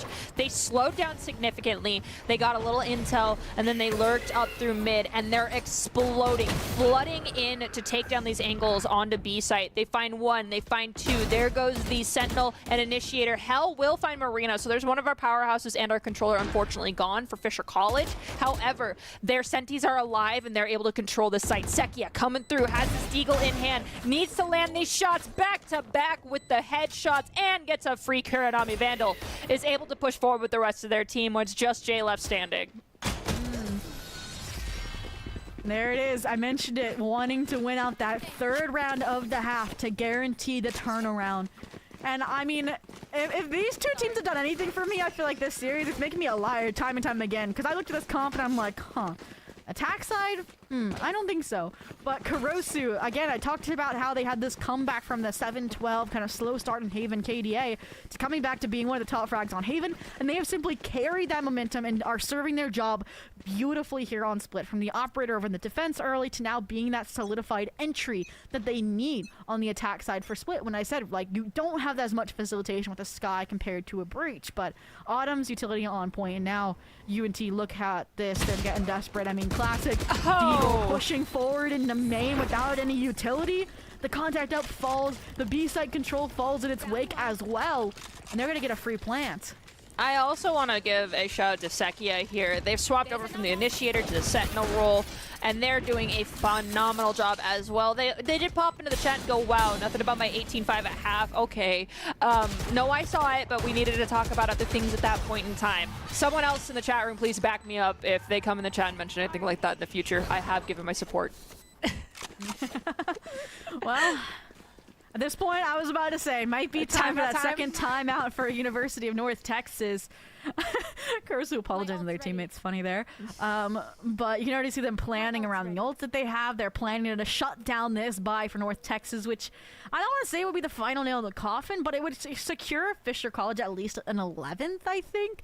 So it would give very little room for error for University of North Texas. And again, they lose one rifle round, and it's done dusted at 2-0 for Fisher College. So North Texas, what do I want to see from them? Okay, I feel like the A-side trap I really like with the Breach Tejo, but they're not following up on it. It's like they're half committing to it. They're like thinking the util is enough to scare like Fisher College away from the prospect of taking that space, when in reality Fisher College are waiting and then inserting themselves in there anyways. So they commit to a full out like Raze satcheling off that utility. I think there's moments where Jelly can truly shine. I mean, look at this. Jelly's 8-14. They were like, you know, hitting home runs over on Haven, right? And I feel like you put them in that position to succeed. And like I mentioned, having that early round impact before Fisher College takes the site control is what this team needs. And I'm hoping that's what Eero is mentioning for this squad. I mean, I'm going to piggyback a little bit more here from you. Jelly, we've seen a lot of success from them in the past, but it feels like they're not quite getting the attention from their team that they need to be as successful, because when they see Jelly, knowing that a Raze player can absolutely decimate a Sentinel setup, they're putting a lot of focus onto Jelly. So I need more from our Initiator here to help facilitate our duelists to get into these sites and find these eliminations early on to help UNT a little bit more. Or we play a little bit more passive and we wait for the full site commit, and then we facilitate our Raze to get in, knowing full well that they have to dump a lot of time into taking care of utilities, so we back them up to get rid of that util. Well, talk about fighting forward. They're toying with the idea of doing that here around mid. Sage also utilizing every ounce of utility just to keep them at bay at this now destroyed trap wire. And I mean, at this point, right, you utilized your stun. Guided salvos, yes, are back online, but you're going to save those maybe for a retake attempt more than anything, since there is that 40-second regeneration period. This is the first time, though, they've kind of denied space from Fisher College. It's nice, but now the re-hit coming through over towards A. Jelly, uncomfortable position. Kurosu even more uncomfortable here, right? Aftershock, Paint Shell, they survive it all and are still looking for kills onto Jelly ramps. Oh, no. Oh, and the gravity well comes through. Jelly is, you know, hitting that SD key, trying to stay back as far as possible. We even have the Thorns come out to try and do a little bit extra damage. They are half health, holding strong up here. The Astro Smoke's going to go through. It should allow them to rotate safely and rejoin their team. Maybe get a little bit of that little assistance from their squad, find a couple of eliminations here. But it's going to be Jay from Heaven finding one, Autumn finding Jay, and then Sage and Hell both picking up people. So it's going to put Fisher College at just Sekia left standing here. Yeah, 1v4 here. Maybe again, just the repivot not strong enough. Seki, at least holding onto the rifle, finds another one because UNT, their economy wasn't the most firm coming out of that timeout here. But again, was a must-win round in my opinion to kind of dodge a major bullet here. Now they have money, now they have another chance. That win bonus, though, those 4 rounds in a row, holding strong for Fisher College. Still some ults to work with for both sides as well. This is going to be a good round, I think, right? You have Fisher College, you know, the Cosmic Divide, a pretty good exec strategy in my mind. And UNT as well, the retake kit bolstered with that Rolling Thunder, with that own Cosmic Divide here. I think that's why you also see Jay playing that deep into CT. I was going to say, all right, going to play for info, play for the retake instead. Look at this. Maybe a mid-death ball. The double Astra Stars here. They maybe recognized how much utility they whittled away from the Taeho, and they're trying to capitalize off of that. Likely, because Sage is getting punished right now, and Sekia does find Jay, that person you mentioned, being lurking up really far. So we've lost our Cosmic Divide now for UNT, so that's not great for us on retake. And losing Sage means that this fight is just getting harder and harder, but Lilac finds Caroso, our top frag in the lobby, now having fallen. We're going to use that point flash and the concuss here inside of tower to try and gain some extra footing. Some purchase has been gathered. Lilac finding Autumn, so there goes down the initiator, and we're going to hit that neural theft. We have all the information in the world. We're going to corral them near A site. This 2v3, because of that extra intel, might put UNT at a slight advantage here, especially because we're planting out in the open. If we swing this corner and take care of Sekia, this will be awesome for UNT to retake the site. Yeah, Sekia really far forward, and you talked about an awesome retake. Well, that's one way to prevent that potential. Yep. Strip away the weapons, deny the retake timer, and that's even given time for Sekia to set up these forward sentinel defenses that I've talked about. Yes, they get destroyed, but even then, they have the players side by side to trade them if Sekia even needed it. 3 kills on the round. They're like, I couldn't clutch out the last without enough time. Well, I'm sure gonna finish the job here and lock in Fisher College double digits. And Sekia also has made some adaptations to their timings on when they're lurking forward post-plant. Earlier, they were doing it too soon, and then they decided to reel it in a little bit more because they still know UNT likes to explode. Once they get the purchase, they want to continue to go forward. And they were doing just that. They knew exactly where Sekia was, but Sekia just disengaged and re-engaged perfectly to find those eliminations again. So if they can figure out Sekia's rhythm and throw it off course again, could be huge. But Sekia getting chip damage in the shoulder, it's gonna have to disengage and not lurk up through garage on B site. Here we go. A little bit of slowing down, and as a result, look at the space that Hell has taken with a classic in hand. I don't think there's a world where Fisher College expects this, but how much impact are you going to find with this classic in hand? And which players? Carosu, Spidey senses tingling. Hospital flick and a half. Salvage is potentially one of the biggest plays we could have seen that around here, and now with the sniper rifles falling as well. You know, there was a singular one, the Astra holding the line over towards the B site. It's interesting that they're even fighting into it here. This could spell disaster. I mean, the Cypher gets to hear it as well. This one, I would be going back towards the A side, not gonna lie. You have 50 seconds. Yeah. There they go. I mean, I respect you, Fisher College, but you gotta give respect to an Astra that just literally stood their ground against one of your players and sent them to their doom. It is a 4v2, yes, but when there's that much utility on the ground, it makes it difficult for you to execute onto the objective. So we're rotating out, and I don't think UNT is any the wiser right now and aware that there's going to be, that we're flooding into A site. Astra's starting to figure it out. But honestly, what do you think we need to do here? Just try to go for some extra picks and maybe some exit frags for UNT? I mean, at this point, look at the money for Fisher College. Exit frags aren't going to affect anything. I like that Lilac can't gather that hero rifle. I low-key just want to see them go for it, right? It's a 2v4. I think this is winnable. Like, yes, don't commit the Cosmic Divide. You're going to need that when every player has rifles. But see what you can find here. See if there's any stragglers to the side of Fisher College, like Sekia, who was on Raptors, fought again. What's lacking here is that UNT has started to have some disconnect in the tradability that they were previously super clean on in the first half, super clean on in Haven. At this point, I mean, this is do or die, right? You have weapons, you have ults. You lose this round as Fisher College map point, and you are broke. So, I mean, wait. UNT, do they even have any timeouts left? No, they don't. I would be using one now if they did. Yeah, they're pretty good about using them when they're trying to throw Fisher College off course. So across the board, UNT's pretty good about using that. But I think they just cannot find their footing right now. As soon as they do, there's an adaptation coming out from Fisher College. So now you've got 3 ults online. Perhaps throwing one out there at an inopportune time during a rotation from Fisher will give you what you need this round to prevent the match point and series point. And again, just this mid pressure. And I like how, like, Fisher College doesn't necessarily step past the trap wire, right? they just, or I was gonna say before this, right? They just have all this pressure mounted. They waste down all this utility from UNT. And this round, they finally take that extra step and get punished for it as a result of that Astra utility.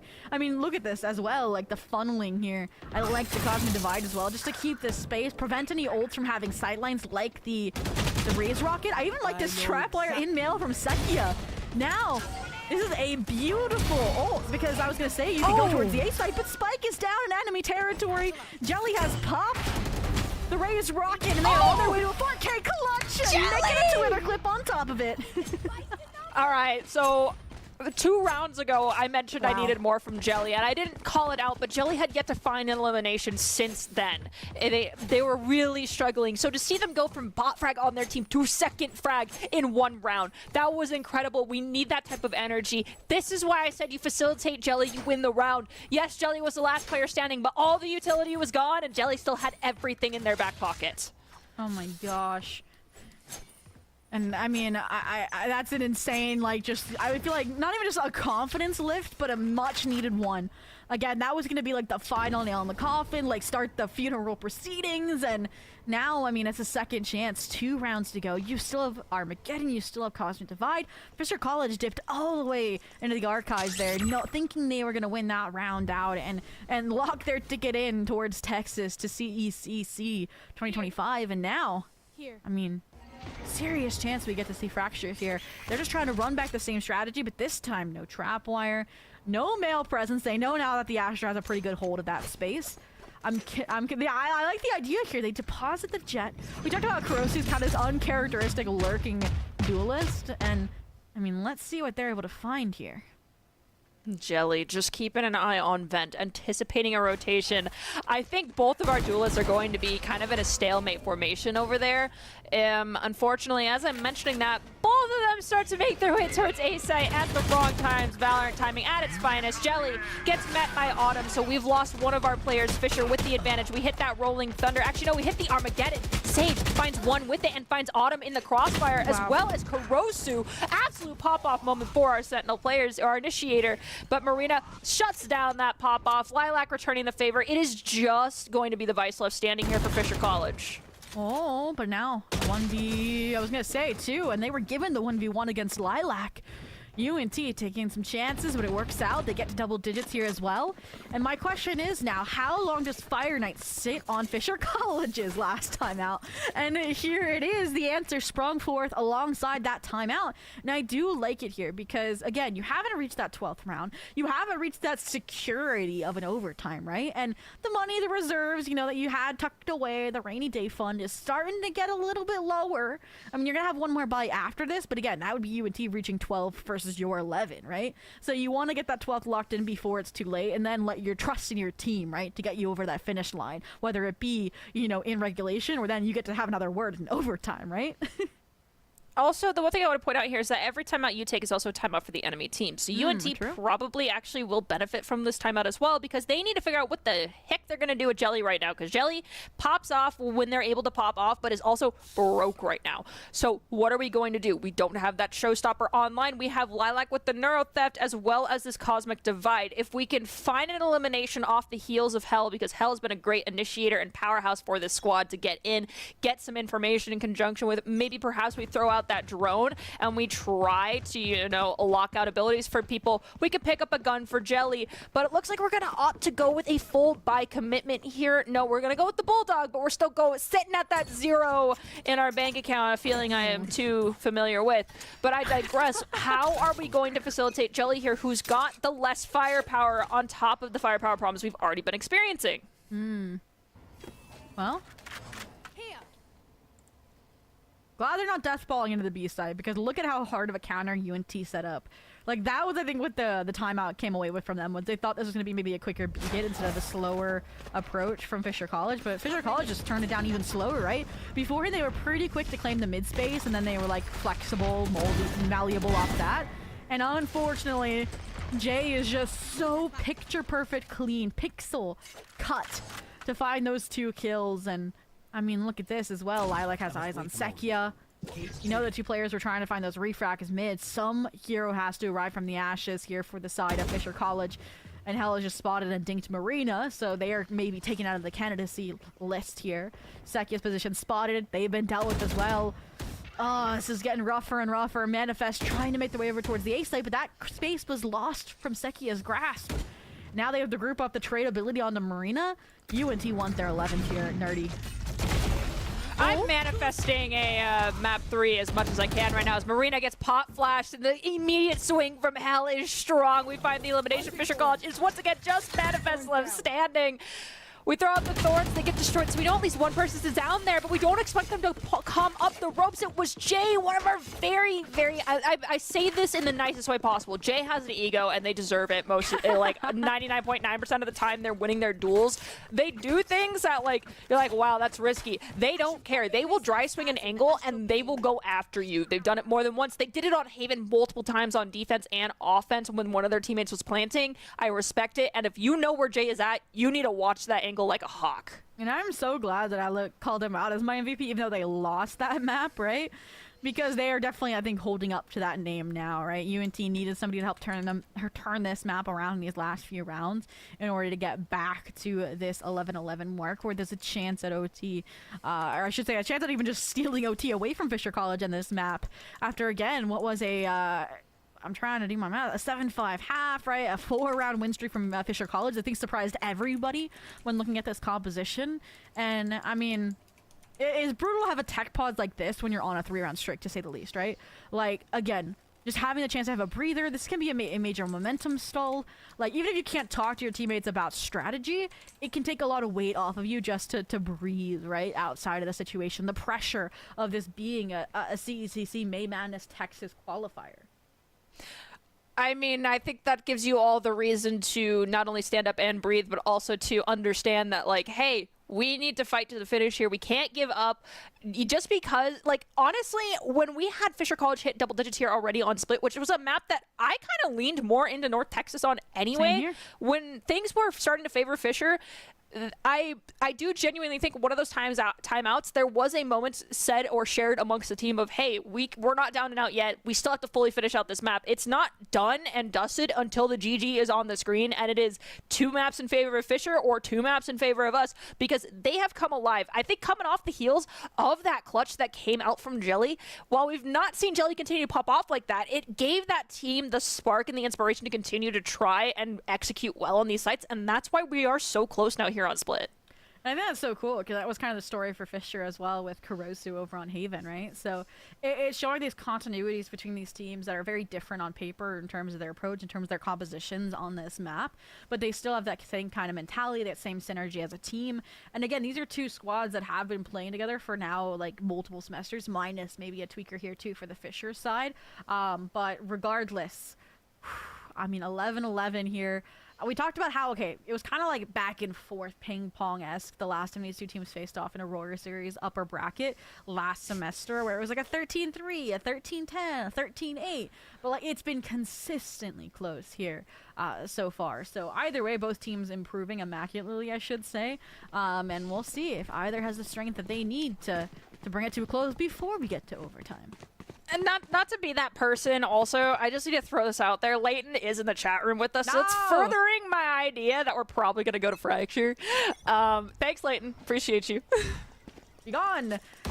Speaking of be gone, the drone shot out of existence here. Not sure how many it spotted with its little close purview, but it did at least see the jet that broke it. So that's some inkling, but we do know Kurosu is known to lurk up a storm, so can't really commit just yet, but that's not stopping UNT from committing. Again, trust in Lilac. Have left a little bit of a gap open towards mid, the jiggling there, I would say, from the Astra, but look at this. Stun, Aftershock, everything to deal with Kurosu. I mean, they had to be, like, panic mode. Like, I would have been panic mode. Like, they had nowhere to go. They were stunned. They had to dash out of the guided salvos. Now you're dashing into a paint shell and an Aftershock, and now Marina pinged, caught from astral form. Like, that was your cosmic divide. This is Jay's. Oh my gosh, it's go to the next round. The kitchen sink got thrown at Kurosu, and I feel so bad for them. That is the Valorant experience right there for a duelist that needs to be shut down, and you, my heart goes out to you. I mean, that's how this comp needs to be played, though, right? I talked about preventing any sort of site control for this team. Don't let them set up in a post plant. Well, that's exactly what they just did. And, I mean, they follow through with it. They steal away a 12th round before Fisher College can lock it in. And, I mean, that's how many rounds in a row at this point? 4 for the floor that Fisher College had found to start off this half. Like, no timeouts for either team. You gotta trust in your IGL. You gotta trust in the team. And look at this buy. I mean, at least you've gotten full rifles out here. I'm expecting them to fight for this A main orb so that Kurosu gets the Blaze Storm online. I do really like this, though, from Fisher College, right? You saw a really heavy stack on B. You saw them a really stark denial of mid control and B main control. So you're expecting it to be lighter with a Lilac Cypher hold on A. And you're going to death ball into it with the Corrosive Blaze Storm. Hopefully disrespect all of this Cypher utility. And I'm hoping it works. The funny part is this is the question that we begged at the beginning of this half, but Lilac is very patient. She deserves the utmost respect. She has been notorious to stay inside of enemy utility. Yes, she does get punished sometimes, but other times she finds the eliminations, and that is exactly what's happening here. Between Lilac and company, Fisher College is down 2 people already. Here comes that Rose Garden, but Jelly with the up finds Kurosu. It's jammed. Let's just run away for a little bit. We're actually going to swap out and get a Vandal instead because no one's swinging us. It's about to expire. So we go in strong. Sage goes down, but Jay and Jelly picking up Manifest and Marina. There's no one left standing. It's time for the defuse. That is UNT locking down another round. And just like that, 13-11 history repeats itself, and we head to map 3 between Fisher College and University of North Texas. The defending team that was our EsportsUn'I champion last year to last semester's Aurora Series champions, Fisher College, or Fisher Fumblers, fighting for their opportunity to make their first appearance at CECC May Madness, and it's all gonna come down to Fracture, Nerdy Bird. Look, one thing I gotta throw out there is I do have the chat room open. While there's some weird copy pastas going on, I'm excited to see the explosion that's going to take place in that chat room momentarily. Yeah, I mean, not to mention, I also bet my points because I have a lot. I'm always here of points. I bet a lot. I gambled in the esports server. I rooted for UNT on this map. No shame in that. Why? Because I wanted to see a map 3 Fracture, and Fracture is just around the corner. I feel like it could go either way because, honestly, Zobi, how much have you seen from Fisher on Fracture thus far? Wasn't exactly. Wasn't in the pool for last year for Aurora Series. I mean, might be able to see if they played it in week 1 of Aurora Series for this semester, but I mean, we saw what happened when it's a map that you haven't gotten reps on for splits, and I mean, now we're heading into Fracture, and so maybe they should have taken the opportunity like UNT did up against these easier teams in the group stage, in the early playoffs, to get reps in on these other maps, because now that Haven Lotus consistency is starting to come back to haunt them. Exactly. So, UNT, you've put reps in here on Fracture. Fisher College, we're going to give you 5 minutes to get some mental repetitions going, plan things out, figure out how you're going to execute on these sites. Don't go anywhere. This is going to be a photo finish between these 2 squads. Who gets their bid to Texas and who has to try again later down the road? We'll wait and see because it comes down to Fracture.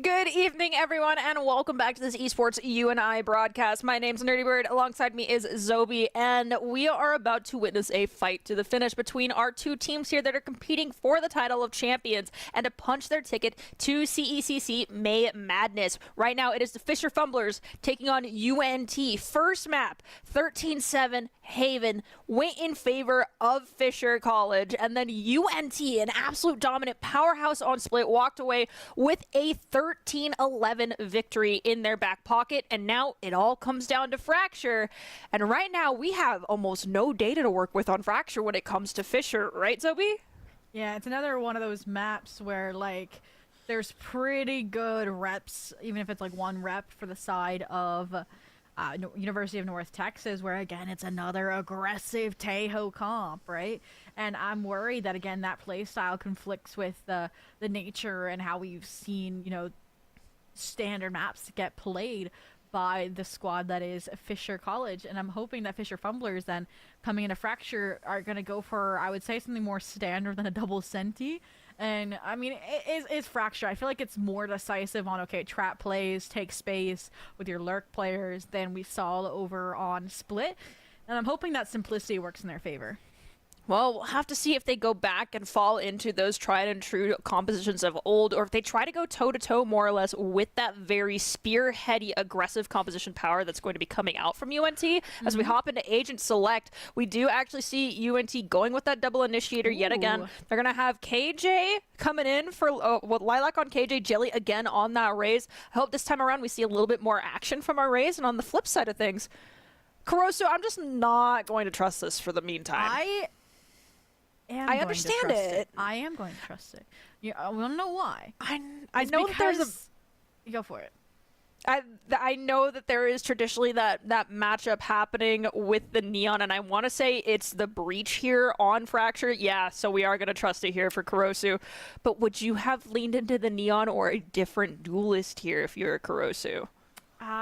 It was either going to be the Neon or the Jet. I think what we've learned, especially from Split, is that Kurosu's not a raise player. And I think that also tracks with what I've seen from them competing with the more complete Fisher Fumblers. A squad that's not a full, 5 out of 5 school team, that they competed in for Game Changers. Where, yeah, even on maps like Pearl, right? Oh, they're on Arena, for example, right? They thrive in kind of these double duelist environments, playing these off-duelist picks. So, yeah, not going to see them on a raise, which I think is why they're leading into the Neon. But what is good about this composition is it does give me a hope for, again, that aggressive trap play style mentality. You mentioned it, right? The Jet Breach combo will now add a Tahoe into the mix, and it's even deadlier. Right now, you have 2 stuns, right? Compared to the Raze, I think, yes, there's less damage utility there, but I think Kurosu just as deadly. With the finger blasters, with, anything and everything that they're going to bring with this sliding, nerfed agent. The one thing I do say is that UNT is bringing out the Tahoe, and with that Tahoe, I am fearful for the Neon being able to perform how we're used to having Neon here because of basically the snap and your abilities are gone. Yes, it's not that long, but I identify where you're at and I say, go get him to my raise, and you are done for. So if the backup's not there for that Neon where it needs to be, or if that Neon gets cut off, they're going to be caught out dead in the water. Well, we'll have to see. To double check and reflect to see what sides we are starting on here. Fisher going to be on the attack. So, again, giving the ball back in their court here. I think that was more successful for them and their start over on Haven, right? So I think it's going to get them off to the correct start that they need here after losing last map. But also, UNT, I think they're going to be tested, because remember how I mentioned on Split they had these really expansive trap plays, but then they never followed through with them. It was more scare tactics. This is a map that's going to require you, take that deep dive, overwhelm a solo lurking Sentinel player. And that's kind of what they're set up for here. Look, right? And I think they're waiting. Again, this isn't a commitment style trap play. If the turret is triggered, they're going to launch the utility in the satchel play. So it's kind of like a half of a commitment, and I'm worried that if the pressure out of A main mounts before the KJ makes contact, it's gonna fall apart. Like that. Well, Lilac, unfortunately, will be falling down quickly, and we do see that Pulse goes through. Hell will take down Manifest, so we're tied as far as Agent Power goes and Utility, but Kurosu, who's standing strong, goes forward, gets one trade, but Hell picking up the returning favor. Fisher College sitting at 2 players left, standing right now. Both of our initiators, they have a lot of firepower between the 2 of them, but the question is, can they do it? They do find Sage, so now Autumn giving us a slight advantage here, considering UNT, their breach is at a sliver of health. I hear the drop down from Jay. Sekia trying to go for the safe reposition as well. And even if they didn't, the side of those were there, hopefully to cut them some slack. And Fisher College again wrestle a pistol round on to the board here now. 2 for 3 in the series for first pistols. And weirdly, it did come down to, I think, UNT hinging on the timing there of Manifest being faster than that A-main pressure from Fisher College. And then they didn't have a good recourse for if this 4 stack from Fisher College out of A-main beat them to the punch. I mean, you saw kind of the last second Hell the stun and the fault line, and that just didn't do enough to support Lilac. And then the turret's strats deconstructed, and the whole entire plan fell suit. And we're pivoting here already. Fisher College choosing to try and push up towards B site this time, but do it slowly, take attention. And they've got a pinch play happening too. You can see our KJ on the opposite side of the map. Over in Defender spawn, already has that turret set up just to try and see if anyone goes to lurk back towards that other site, that we can catch them off guard. Kurosu and company lurking up. Gonna be able to get this ult orb in favor of our Neon and disengage, but our KJ is up towards Arcade. Fully backs off. Should be safe and not get spotted out by anybody. Here we go. I like this, right? I mean, you got an initial pick on B.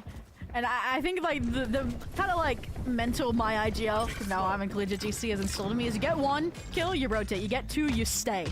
And I mean, yes, they got in the A site control, but now this is what happens. Is you're met by the rotation of UNT. They might have even gotten a weapon off that player they found straggling outside the B site.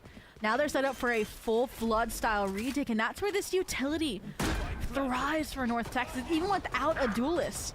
And Kurosu, Guardian shuts down the flanking players. That was a huge misstep, and now they're just winning their duel. While I completely understand that the retake should have favored UNT a little bit more there, but we got to keep in mind they were on a save economy round. They had classics in hand, so the fact that they did as much damage as they did is good. Not perfect, but still it's better than not walking away with a single elimination that round. Now Neon, it's Kurosu coming on line, is going to have this ult ready to go. Could be a spearhead for their squad. Also, I need to point out, Autumn already has a Vandal ready to go. So those 2 combined can be a force to reckon with if they execute onto one site. But this, I don't know if UNT will fall for a minor lurk near A and a full flood engagement on B site again. So I'll have to wait and see what they choose to do, as we've already hit that Neon ultimate. Well, we talk about Jay. They've been aggressive, right? They found an opening pick in the last round in the anti-eco. They just shut down another one, so now they have numbers advantage here. And not only that, but because of this, again, the way Fracture's played, you have a solo lurking Sentinel like 99% of the time. Manifest's cut off from the rest of the team. You're asking for heroics and hoping somebody on the team is going to deliver. And the timing here from Manifest is going to be everything. And it almost delivers if Autumn hadn't beat them to the punch.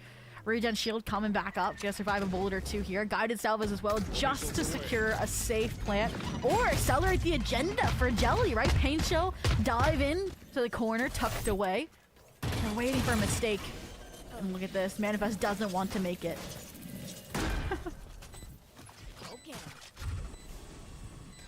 Jelly is going back up towards drop. It's got the minor high ground presented here. Saw where those shots came from. Gets 1. The swing out. Jelly finding 2. Sage finding Manifest, who is up above. And that's going to be a round win for UNT. Finally putting themselves on the board, be able to equalize things out. And that was a really, really clean retake. Again, just pacing things out, waiting for slip-ups, waiting for Fisher College to try and punish opportune timings, when in reality they were in the position to find that impact. And I mean, I love me a good Jelly clip, but I'm glad to see Sage is also able to find some impact there, because now they're trying to spread out the ult orbs, trying to charge up some ults in conjunction with this Rolling Thunder. Because to me, half of that split game comeback really did come down to, again, some ults getting invested without round outcomes. Now with the first ones coming online being as impactful as an Armageddon, as impactful as a Rolling Thunder here, it's gonna do wonders. And I wonder, look at this. An aggressive A main setup. You have a really spread out attack from Fisher College, and again, I don't know. It feels like just, even though Fisher College is the lead right now, I feel like they're gonna struggle with how Fracture is getting played. I think spreading out your force is going to bite you in the heels overall, and so the opt to just rotate and come back together, I think, is a good call from this squad. Yes, leaving our KJ to lurk is one thing, but we need to understand that when our KJ is lurking, if we go off and lurk ourselves, we're running out of agent power across the board, but we're going to hit that Armageddon. We're running in. We also are throwing in our stealth drone, and Lilac will pick up 2. Special delivery though, Autumn's name on it, in order to give Lilac a stun, a free frag, a chance now for Fisher College at least to get the spike down, but Aftershock, everything forcing them out of the safety of Cubby. Now, I mean, Rolling Thunder's online for hell. Like, there's like, you have at least some information that Sage was main from those guided salvos. I mean, you have info here, but they're giving you no leeway. You tap spike, they're probably gonna just breach ult. Not to mention, like, Autumn, all I believe we have just our E available. Oh, the Valorant timing favoring Hell, who's now going to be able to go pick up a free Vandal as well. Is going to be able to get that weapon upgrade. Our squad across the board, I mean, Lilac is hurting a little bit, but is still most likely going to be able to buy up here this round, but have with the caveat of having to get half shields. That's A-okay. However, looking over at Fisher Fumblers, we are a little bit more broke than we probably wanted to be here at the start of round 5. Going with the Deagles, half shields. Are we going to a full flood into B site? Because the last time we did that off the heels of our Neon Ultimate, it failed dramatically. But now we do have Rolling Thunder. I don't know if we'll use it to engage here. We tend to like to use it halfway onto the object. Once we're halfway on, we'll have to wait and see. Is it going to be a rush onto B though with it? I mean, there's KJ utility you have to get past. You have Jay you've got to get past. It's definitely a difficult scenario, but this is what you mentioned, kind of this death ball off of the Neon entry. The Vandal spray not quite connecting, but the shots through the sky smoke are. Kurosu with the Sheriff from sight here. And now this is a little bit of a change that I am okay with. I thought we were going to see Kurosu push into spawn here. And we still might. Look, Sekia, apt, ready with the Rolling Thunder. Where are they going to use it, though? Flash towards sight. Lilac finding kills. This is getting dicey. There it is. It's going to go into the Incendiary. Oh, no. I did think Sekia would get pushed into it. We do have that spike down. We're trying to defend it. Sage finds Sekia. Manifest drops down from tower. Takes down Hell, who could not swing around fast enough. Jay returns the favor. Ouch. And Jay will find Marina thereafter. That is going to be a defuse for UNT and another round going towards them. However, they did lose 3 players. And if you're Fisher College right now, that was a save. Getting 3 kills is great. It does kind of ruin the economy a little bit here for UNT. I am curious. I think Fisher College, if they lose this rifle round, I think we're going to see a timeout. But I do agree. I really liked how that round was played. I think it really just come down to like at the macro level, it was played perfectly. Obviously, some shots get misaligned. I am curious why Marina swung so early out of Generator. Maybe they weren't sure their Incendiary landed there, but it had. Or maybe they were trying to like isolate the singular kill there onto Sage. But again, I mean, I know they didn't recognize Jay was already swinging their teammate Arcade, so then they would have been available for that kill. Regardless, we're already into the next round, and finally, we get some head-to-head collision trap play meeting. Trap, and there we go. Fisher College find the opening kill. They find Jelly, who had their showstopper online as well. So this is looking nice, right? UNT lockdown, not going to do much, right? They have an orbital strike on the opposing team. You have a Teo on the opposing team. So they've methodically gained control of this B site. I like this pacing, but it also gives UNT an opportunity to set up for a flood-style retake. I think Marina's aware that Hell is over here, but Hell, despite being a Generator, managed to stay out of the line of fire. Jay hitting that orbital strike does take out Sekia, who had the spike. We're going to go for a retap on go. It's Manifest getting that plant in. Hell does hit the Tremor, but I don't think anyone was there for that concussion to take place. Sage finds Manifest. Our Spike Planter is down. We have the smokes up. Both these teams are playing very patiently. Fisher College, they do still have Orbital Strike. They're waiting for someone to tap, but it looks like we might go start engaging here off of the back of something from their Tahoe if they need to. Ouch. And I talked about how they had that Orbital Strike for the lockdown. Well, now Marina needs to use it for the post plant, right? Guided Salvos made the first layer, but they swing before popping the Orbital Strike, trying to lighten the remaining players there before committing such a big ticket ultimate. And as a result, UNT sneak away with the round, sneak away with a fourth. And this is where if I'm Fire Knight, yeah, alarm bells go a swinging, right? I mean, the eco rounds haven't gone through. The buy rounds aren't going through. I mean, at least they saved the big ticket ultimates for their next rifle round. But yes, they need some extra ideas in the potluck. Right now, if I'm looking strictly at what we have available, not trying to come up with any major protocols, just looking at what we have. We know we have that lockdown. There's nothing UNT can do really in response unless they send their Rays to go basically be a pariah for their squad to try and go take care of it. It's a risky play to try to use the showstopper, so it means UNT has to disengage. They also have that Rolling Thunder and the Orbital Strike for post-plant security. So if we want to use that, say, underneath on our way towards Arcade, get in, flood over in towards B-site off the heels of that lockdown, clear out tower with our Neon, but make sure that our Tahoe is with Neon as a site type of security measure, it could work. We just need to gather the space and hold it and not get overzealous on B-site. Yeah, I think the issue there is that, again, once they find that opening frag, just the timing of speeding up into those sites. I kind of praised them for the slower approach that time, but they didn't take space off the slow approach. It was just standard space of sight, of heaven, and it felt like they, like, I feel like it's, at least from this level of play, I feel like Fisher College and Fisher Fumblers are usually better at identifying, okay, they have an Orbital Strike, they're obviously going to ult off the plant. So I'm wondering what got CECC stuck on site, how they didn't flush out those ultimates, right? And it's that mismatch right now that's causing major issues. And speaking of a mismatch here, look, heavy pressure through Arcade, heavy pressure through B main, and we have flipped the map. The players narrowly in spawn here now, trying to maybe fight back in and pins. There's no utility. They don't know that Manifest and Marina are there. Well, it doesn't matter. It's all down to Manifest. What just happened? I think this came down to just the amount of noise that was getting made by Fisher College. Manifest has been the one on the lurk. The KJ has been consecutively split off. So if you see 3 players, odds are Manifest is the one on the lurk. We just don't acknowledge it. We push into them. We cut off. When there's 2 fronts of pressure attacking you, you have the best course of action is to pick one front, annihilate it, and go to the other. You do not want to turn your back to 4 people. You're better off turning your back to 1. That's what they recognized, and they just pushed forward. I mean, I don't understand. Like, I agree with you. I like that they committed. But still, I mean, I guess with the speed there for the Fisher College members, because it wasn't just the Killjoy. It wasn't just Manifest, right? Marina was there, too. Maybe you stimmy, you scale up quicker. And, I mean, I don't think there was a molly or anything blocking them. It's so hard to call. But even then, UNT clean on what could have ended really, really badly. And now, you know, Fisher Fumblers taking their chances again. An eco round.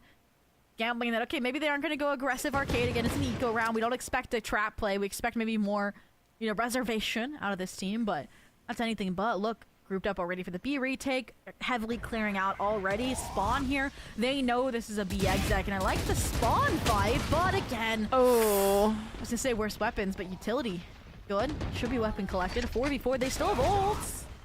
Yeah, Lilac unfortunately overstayed their welcome a little bit, but Jay will be able to clean things up. We're in a 4v2. We know that they've rotated into tower at this point, but Jay, you need to be careful on this angle. We have a 1-for-1 trade. The flick up is good. It's clean, and that's another round going to UNT. Yeah, I mean, 6-2. Fisher College, I like the idea to fight into spawn there. And you mentioned, right, like a singular player had overstayed their welcome. I think like everybody from Fisher College had to commit to pushing in there.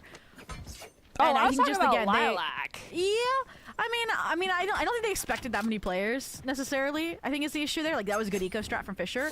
But I did really want, like, Fisher College. Did you notice what happened after they get the initial kill? They backed up. They all went back to Arcade. And the players that were flanking through spawn then took advantage of that and fought out of Canteen, fought out of main. And they all got caught with the burst weapons. They caught with their back turn, which is exactly what you mentioned. You don't want to have happening. Oh, now they're going to be fighting head on. Jelly, I think, is recognizing that the pattern that's being brought out here is Fisher's predominantly together, but backed off, is having the Valorant experience taken out by Marina. I think we also might have hit Showstopper. Either way, it's a 1-for-1 trade. We're down our Neon, we're down our Rays. Both teams are equal as far as agent power, but Fisher College is posted up here, at least as far as the ult economy goes, to have a little bit more of a successful opportunity to take a site. But without that Neon to get in, to get extra information, to get a elimination early, things might be harder. Manifest was lurking. No one checked where Manifest was always having to lurk, and we end up getting punished for it. Well, finally a site, finally another post plan at Fisher College, and I have spoken too soon. Through the smoke they find too. I mean, count your lucky stars, it's not the 2 players with post plan ultimates, but Marina, again, when you're in a 1v3, a singular orbital strike doesn't feel like it's enough to clutch out this entire situation. But is a 1v2? The answer seems to be yes. Jay throwing their life away to get the spike to have still nix it out by the skin of their teeth. Incendiary, though, can't stick it through that when you're this low HP. Lilac trying to use it as an opportunity to scale up through the sky smoke. A little bit of mind games, a little bit of reposition here, but I love this alarm bot. I love this Incendiary with Spike Happed. Lilac just going to stick it all the way, take it to RNG, take it a chance, and take it home for an advantage confirmed at the half for the University of North Texas. I mean, one thing I need to throw out there is that the huge change that I feel like was in favor of people who love to play controllers, who love to play smokes, was the fact that we can no longer ping through that smoke. So, I mean, with the spike where it was, yeah, you could have pinged the spike, but it still would have been hard for your teammate to actually manage to do anything with it because it doesn't appear in the world now. So, I feel like those changes, plus putting your faith in RNG, you were solid, Lilac. You took the risk, it was a calculated gamble, and it was worth it. Well, I do like that Fisher College aren't losing confidence, aren't losing steam even with these rounds lost, right? Still deathballing it over towards the A site, but look at this. Manifest caught out again, the solo lurk of your Sentinel, something you need to have being a high impact, high octane player. They usually were, but now somebody else has to do that job. Marina, finally they find a player who's been oppressive in denying some of these sites, some of these plants. They take out both Jay and Hell. That's a huge plus. Hopefully Manifest communicated that there's 2 coming in from drop. Those are the 2 players that overwhelmed them in Bridge. And here it comes. I mean, look at all these ults. Countering each other. Annihilation for Rolling Thunder. Spike still not planted with less than a minute left, but finally, numbers advantage. Spike should go down. Well, let's see how UNT can win a 2v4 clutch. I mean, I think UNT has the economy to spare in this moment, and they can go after a few of these players. That was a much better clean execution from Fisher College. And I will say, losing our KJ early kind of sucked, but we dedicated a lot of people from UNT in order to do that. Now, Sage is going to send out the guided salvo to try and see if there's anyone there, break some utility, but it does not matter. Kurosu and Marina will find those final eliminations, putting Fisher College at 3 rounds finally. And the pivotal mark, like I said, to be able to actually have, like, a strong glimmer of hope at the start of the second half is that 4 rounds. I mean, if we get 3-7-5s, I'd be happy for these 2 teams. It shows how close this is as a series. And also, this is one of those maps, I think because of how it's played, I don't really know if it's attack or defense sided in my mind. It might even be slightly defense sided, but you have to be an aggressive defense, like what we're seeing out of University of North Texas, right? Like, look at these consistent trap plays. Consistently catching Fisher College off guard, consistently thwarting what their attack side strategies are, but this time, a read, a beam through from Marina, finally shuts down Jolly here yet again, but look at these ults. Look at the read on the pivot to the A site. That was the plan. Strong side of map, corral them into the opposite site, and then dump a utility to deny the spike and facilitate a flood of retake. Ooh, orbital strike to buy our team a little bit of time for UNT right now. Keep in mind, we also have the Rolling Thunders. We're going to try and throw up the Neon utility. I think it might. Yep. Okay, we've got the lockdown. Rolling Thunder in response. Oh, the 4 turret got thrown into the air. Neon ultimate getting put on as well. Lilac, Hell, each picking up some eliminations, but the spike was only half deployed. Manifest is the last player standing, is going to commit to try and buy some, get some people to walk forward. They do, but the Molly forces us out in the open. And this, I mean, I just put this in chat as a joke, but like this is the most Valorant game that has ever Valoranted, right? Like that last round, just the ults coming out, the utility coming out. I was like, there's no way they use both ults as spike plant denial, right? They have to actually like make some movement off of them. And then they actually did off the Rolling Thunder, right? Like Jay's first was to kind of dislodge the players, spread them out, and Hell's was to stun the players that are now divided so the players flood back in. They disrespect the lockdown. Kurosu, they disrespect the overdrive. And like, I mean, when you throw every ult in, it still doesn't stick. And you're staring down at now a possible 9-3. Fisher College, what do you do? I mean, there's an operator in Jelly's hands for the first time this half. Oh, no. And Jelly has a target in mind. They're gonna have to disengage. They were spotted out momentarily, but I don't think anyone was aware of the weapon that they had in their hands. As they try to run away, Kurosu will punish that. We get the spike down. They overstayed their welcome. I mean, 2 people managed to rotate past them while they're trying to disengage. You know you are in hot water. We're in a 4v2 retake, and Lilac's gonna commit the lockdown here for this retake? It's last round, might as well, you know? That's true. I mean, you can also get the orbital strikeout, I think was the hope, but again, you're up against Tejo. If you don't know that the missiles have been launched, and those guided salvos are a hard counter. Another hard counter is the Kurosu 4K. You said it, you wanted an 8-4 for there to be hope for Fisher College. And look at that. By golly, you've gotten it, Nerdy. I have now Fisher on the defense here. What's the plan of attack? I do feel like that this might be the pivotal point of why we still use Neon on Fracture. This will solidify that in my brain as to why we still use her, despite getting nerfed a little bit here and there. But I don't know. You've got roughly, at minimum, you've got 4 rounds to prove me wrong. I mean, I think if you lose this pistol, it's going to be difficult for Fisher College. Yeah. I mean, look at how many rounds were run in succession by University of North Texas. But again, I mean, they thrive in these kind of trap play scenarios. I am a little bit worried that I don't see much stall potential here on the B site, minus that turret, which the guided salvos are going to destroy immediately. So this 3-stack of going at a drop, going at a dish, feels like it's going to come in a little bit late, and it's more going to be a destructured, kind of misbalanced retake. And if UNT takes control of spawn, takes control once they realize how many players are flanking, which they just have off of Jay's contact, I think this whole strategy they had is going to go out the window, and it feels like it already is. Well, they're pivoting slightly. They're looking to go through the mid zone and try and make sure they can flush out these players. They flushed out one. That's Marina going down. Jay, there is a couple other people near that mid area, so be careful. Don't swing this by yourself. You've given away your location. They have not told you where they're at just yet. And it's going to be this KJ looking to swing here. And it's going to be the right click from Manifest taking down Jay. We hit the fault line. Unfortunately, doesn't hit anybody. But Autumn is going to send in the guided salvo to try and make some ruckus and get some damage out. Here we go. I mean, 1v3. I talked about it. That was rough. Again, just the initial plans are on out the window.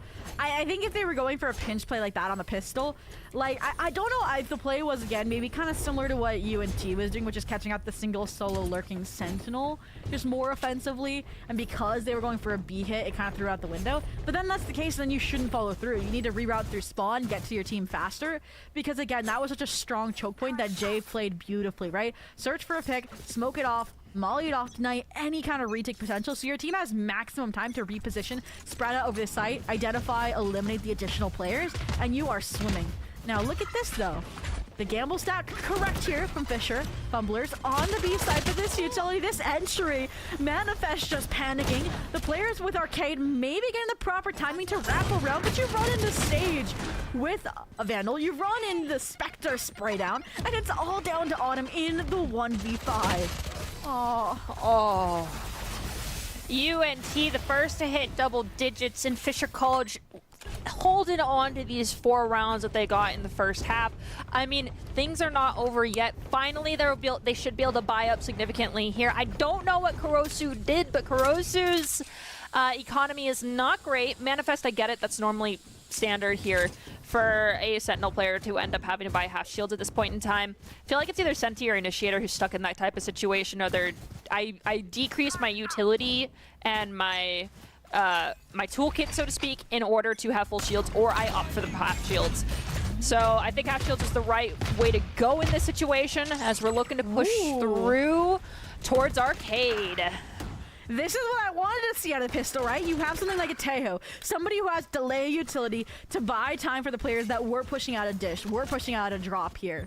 But unfortunately, one half that equation falls, and now the rest would have crumbled with it if you didn't have a player like CECC on the other side, right? Your teammate falls at your feet, so instead you cut your losses, you tuck away, you play for the gamble risk of them not clearing you out, and you lock in for a 3-piece. So UNT, yes, you're on double digits, but Fisher College have steam left in the tank. They had their rifle round, they got their win on the board, and now, I mean, 5 rounds to go. Light work, we'll see.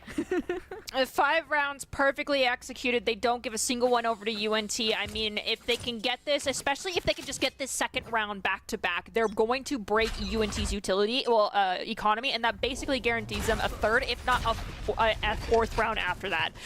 We'll have to see if that comes to fruition because we have a pivot we're going to drop. It's going to be Autumn in a 1v many swing. Disengages, but not before they take out Jelly and are rotating back towards mid.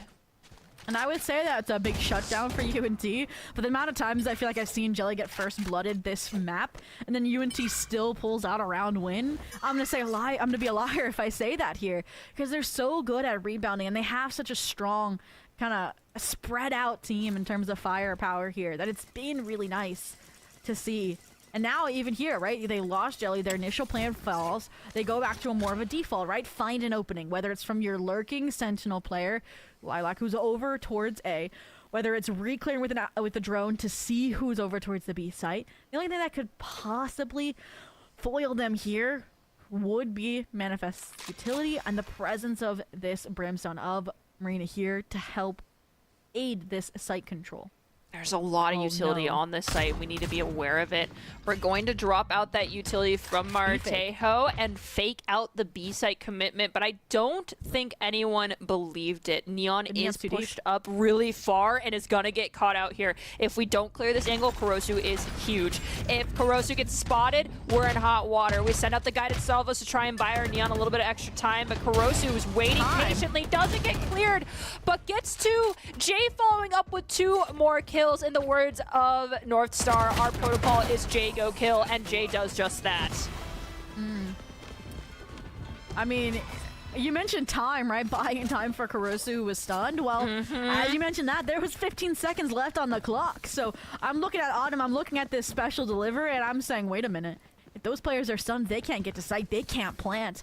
And that's exactly what happened. I mean, there's a world where if Lilac, you know, finds the kill onto Marina there, then there's safe passage. Then it's a 2v2. Then you get the spike down. But I think Marina, or finding the kill onto Lilac, placing a singular player in main, there was no way unless FC kind of showed them the respect to get that spike down that Jay was going to win that. So nicely done again, showing that Fisher College is not out of the dogfight just yet.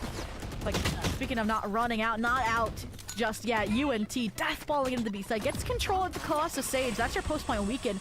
But Jelly instead trying to pick up that slack with pressure into spawn. I don't think that they're aware that their boombot did not go into that corridor as much as they would have hoped, and they get spotted out by the stealth drone as well. So Marina picking up Jelly, UNT down 2 agents. Kurosu is going to make that 3 players down. Jay tries to equal things out, but Marina returns the favor in kind. It is just Hella standing with 14 hit points left. They step out of the smoke and into the line of fire of Marina. That's another round going over to the Fisher Fumblers, putting their score up to 7. That's 3 away from equalizing with UNT. And look at the ults, and look at the money for UNT. I mean, that was a that was an eco round, right, for UNT. So they're also the ones that are saving up here. So again, I mean, it's starting to slip away, it feels like, from University of North Texas. But what we've got to remember is that it's 3 more rounds for UNT, and they punch their ticket to CECC May Madness. So they're maybe waiting for, again, one of those big rounds where they can shut down the economy for FC when their ults come online. But the issue, as well as the Fisher College, is also been harboring these. They've been starting to get these rounds on the board without having to utilize their ultimates as well.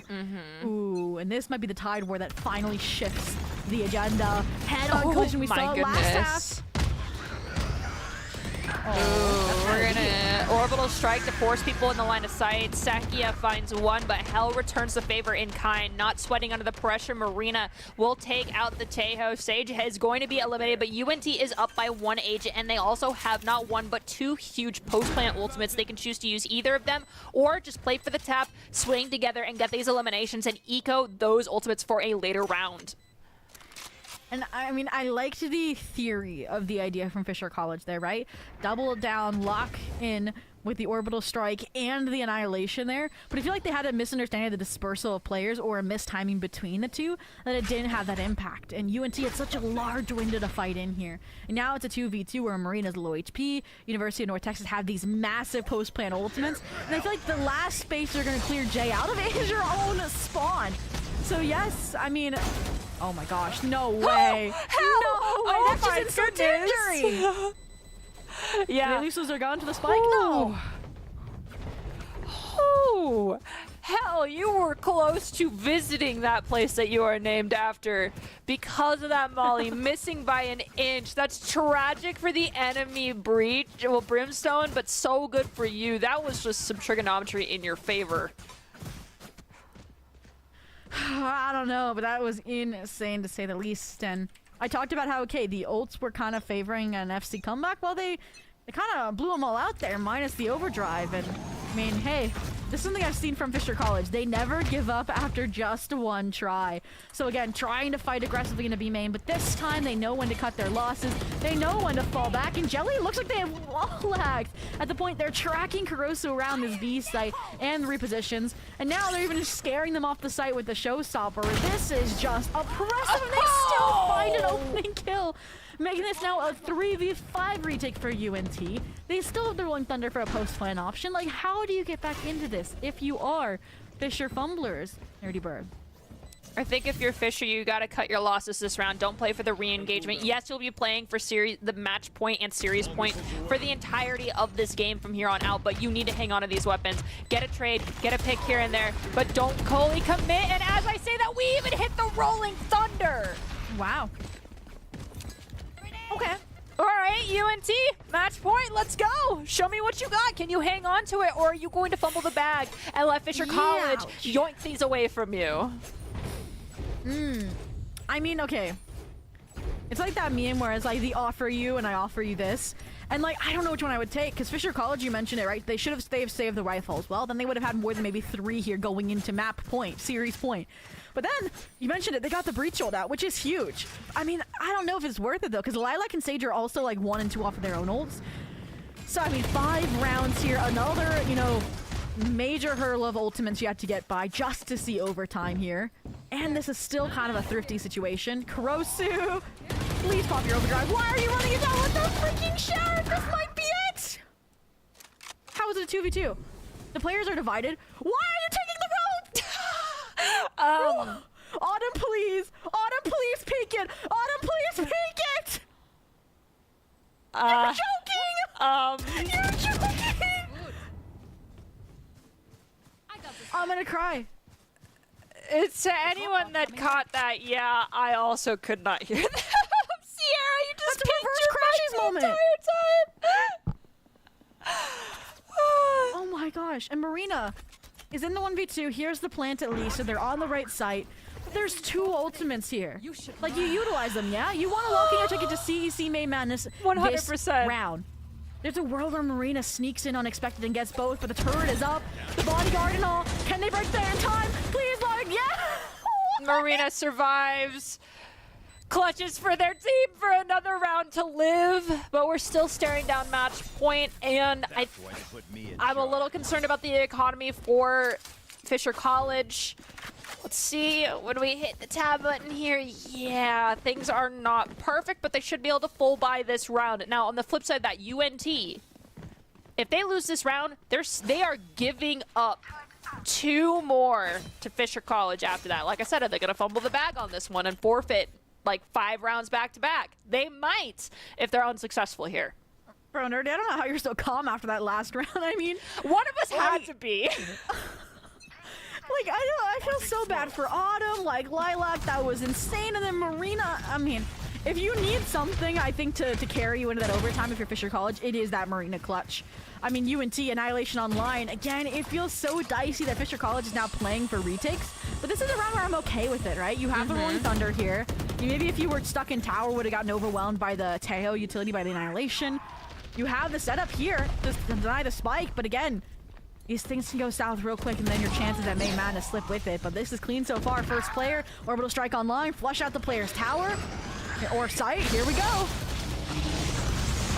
Sage will find Kurosu. Jay falls down to Marina in that moment as well through the blinding light of the Orbital Strike. Sage will also find Autumn, so we're down our Tejo. It is just Sage left standing. We have this Armageddon available, and if we really want to risk it for the biscuit, we could hit it, but we don't need to. We have some time to play with, perhaps, but we're gonna just slurk up the rope, and Marina is waiting with arms wide open for you. The trap was set. You fell for it. Now, at least we did hang on to the Armageddon, but I do think we could have possibly found some eliminations if we'd predicted people were around Spike, which they were, but I also gotta give credit over to UNT for hanging on to that ultimate.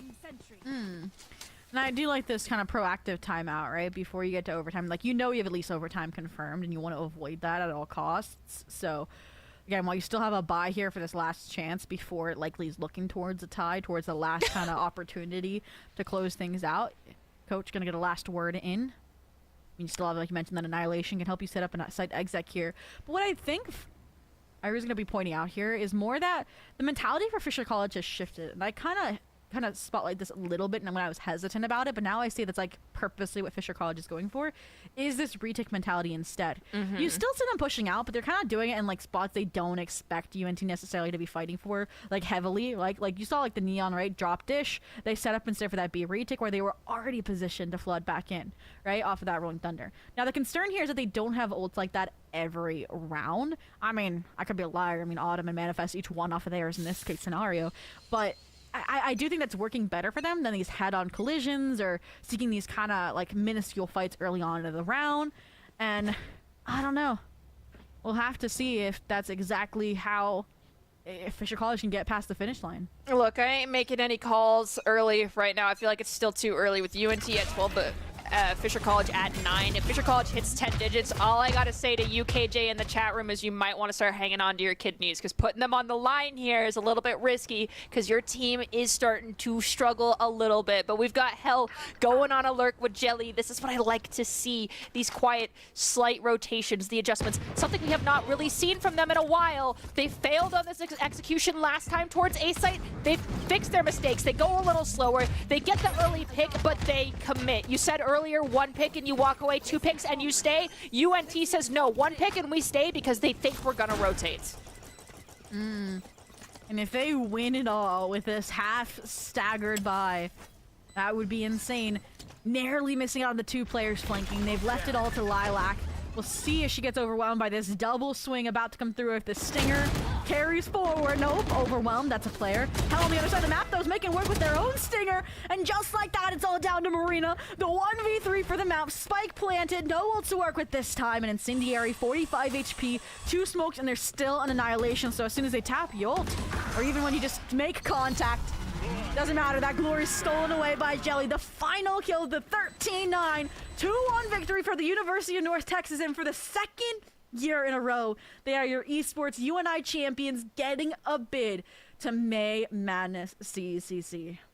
All right, KJ, you got to hang on to your kidneys. And River, if you want to be buried in your jersey, once again, I respect the decision if that is what you choose to do. But that was honestly, I feel like it wasn't as quite a photo finish as I thought it was going to be, but Fisher Fumblers really started to bring things back. But I feel like the momentum, the tempo that they needed to carry with them started out just a little bit too late. That timeout could have come a little sooner, and unfortunately it didn't. They couldn't fix things at the halftime, but we here are not quite done with everything yet, are we, Zobi?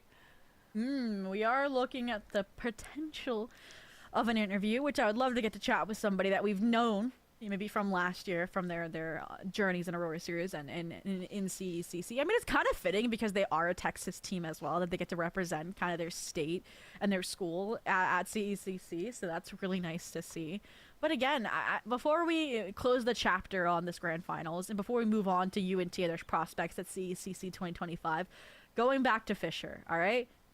I feel like this team, they now know what they have to work on, which in my mind is broadening their map pool more than anything, right? We saw a really good mastery of Lotus, of Haven throughout this this qualifier. We saw them, again, with a smaller map pool, I think, last season of Aurora Series as well. And I think also there's the thing to mention where they did have some roster changes, right? Bunny Bee not necessarily playing this time around. That's a major power loss. New players like Hell getting introduced, new players just getting introduced. I think it was a Manifest, and that was clean. Like, they're getting acclimated as well, so that they can have this full 5 Fisher student roster. And I think it only has potential. I mean, they made it this far already with a pretty clean journey beforehand. Both these teams undefeated, not dropping a single map, mind you, until now. And both teams dropped a map. So I definitely think they have so much to gain from each other. Like, I hope they're like scrim partners moving forward after this kind of thing for CECC. So just a quick note, we are in talks with people, and based off of what has been said, I think we might see Lilac or Jay for an interview later. But to make sure we can get them all squared away, I think we can hop to a quick break, get them pulled into the chat room, set them up, make sure they're all ready to go to make themselves and their team look awesome. So don't go anywhere. We'll come back here with the interview in just a few minutes.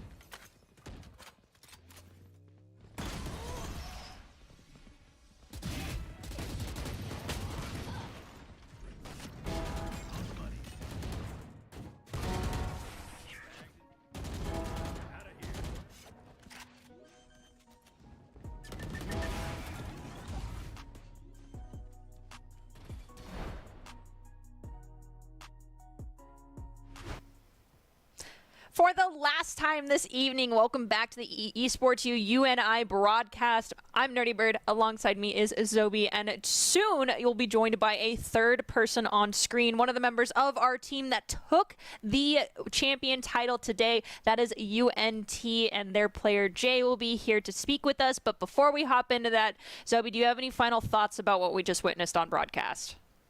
I mean, like, I know, like, when we were entering into this grand finals, I'm like, Fisher beat them last time. They, like, were kind of the favorites probably coming in to qualify to CECC after University of North Texas kind of were, like, the Queens of Collegiate, it felt like last semester for the Game Changers divisions.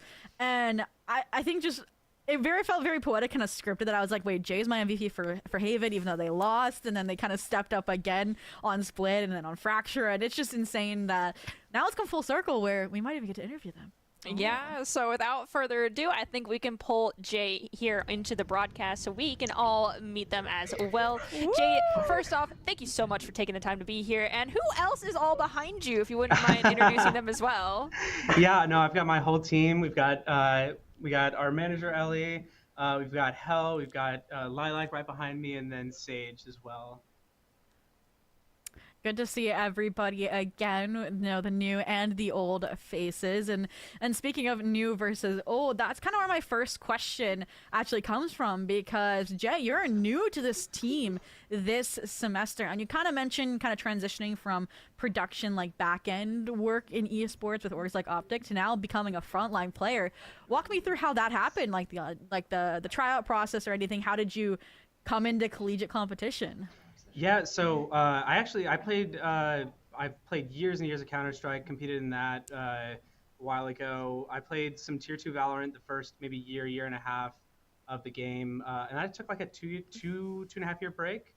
I came to UNT just looking to get my degree, and I played LAN with Lilac, and she was like, hey, we're actually looking to pick up a player. And so I tried out for just the club teams for the fall semester. And Ellie pulled me from the club team and said, hey, there's like a spot on varsity. Do you want it? So I took it. I took it the second I could, because, playing with all these people, it's fantastic. All right, so I'm going to ask a question. You are looking towards the future here. You're going to be going to CECC. How are you feeling right now, knowing that the largest collegiate esports LAN, you just helped your team punch a ticket to go to? What's the emotions that are going through you? I'm so excited. I love LAN. It's like my favorite part of competing, and I'm super glad that I could like help my team get there as well. It's I'm still kind of shaking a little bit, so it's a great feeling. And I mean, I just want you to like sum up your play style as a controller in like 3 words, because I feel like it was a lot more like, I'll give a word for example, like a lot more bold than I feel like most controllers are. Like, you're always positive, and then that last map as well, you were 24 and 13. So you definitely were a clutch factor for the team. So yeah, like, what are the 3 words you think that sum up your play style as a controller? Oh gosh. You say bold. I'm a little bit Okay. I'm a little bit reckless, I'd say. Okay. Reckless, supportive when I can be, and I guess I'm clutch. Yeah, I agree with that one. Okay.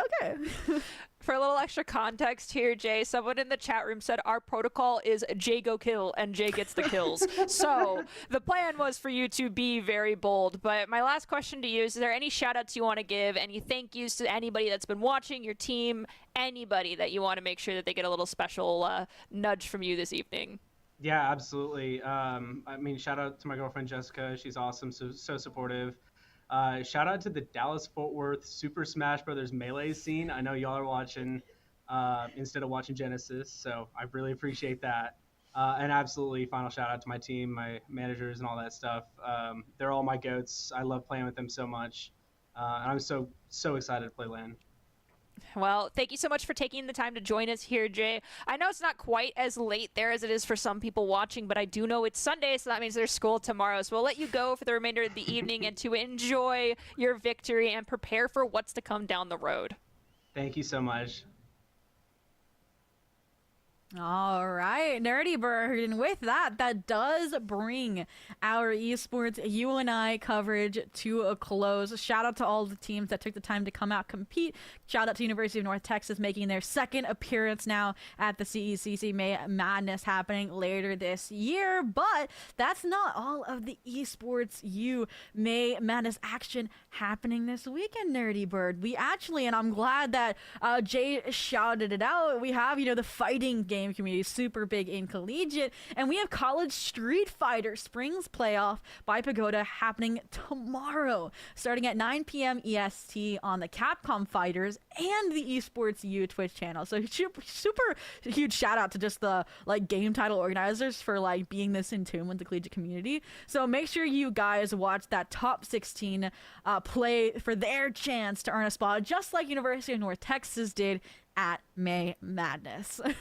Yes, and from myself and Zobi and everyone here behind the scenes at EsportsUn'I and EsportsU, we wish you a wonderful evening, a great start to your week. Sorry if your team didn't end up winning, but know that it was a fight to the finish across the board. Thank you for joining us here, and have a wonderful rest of your day.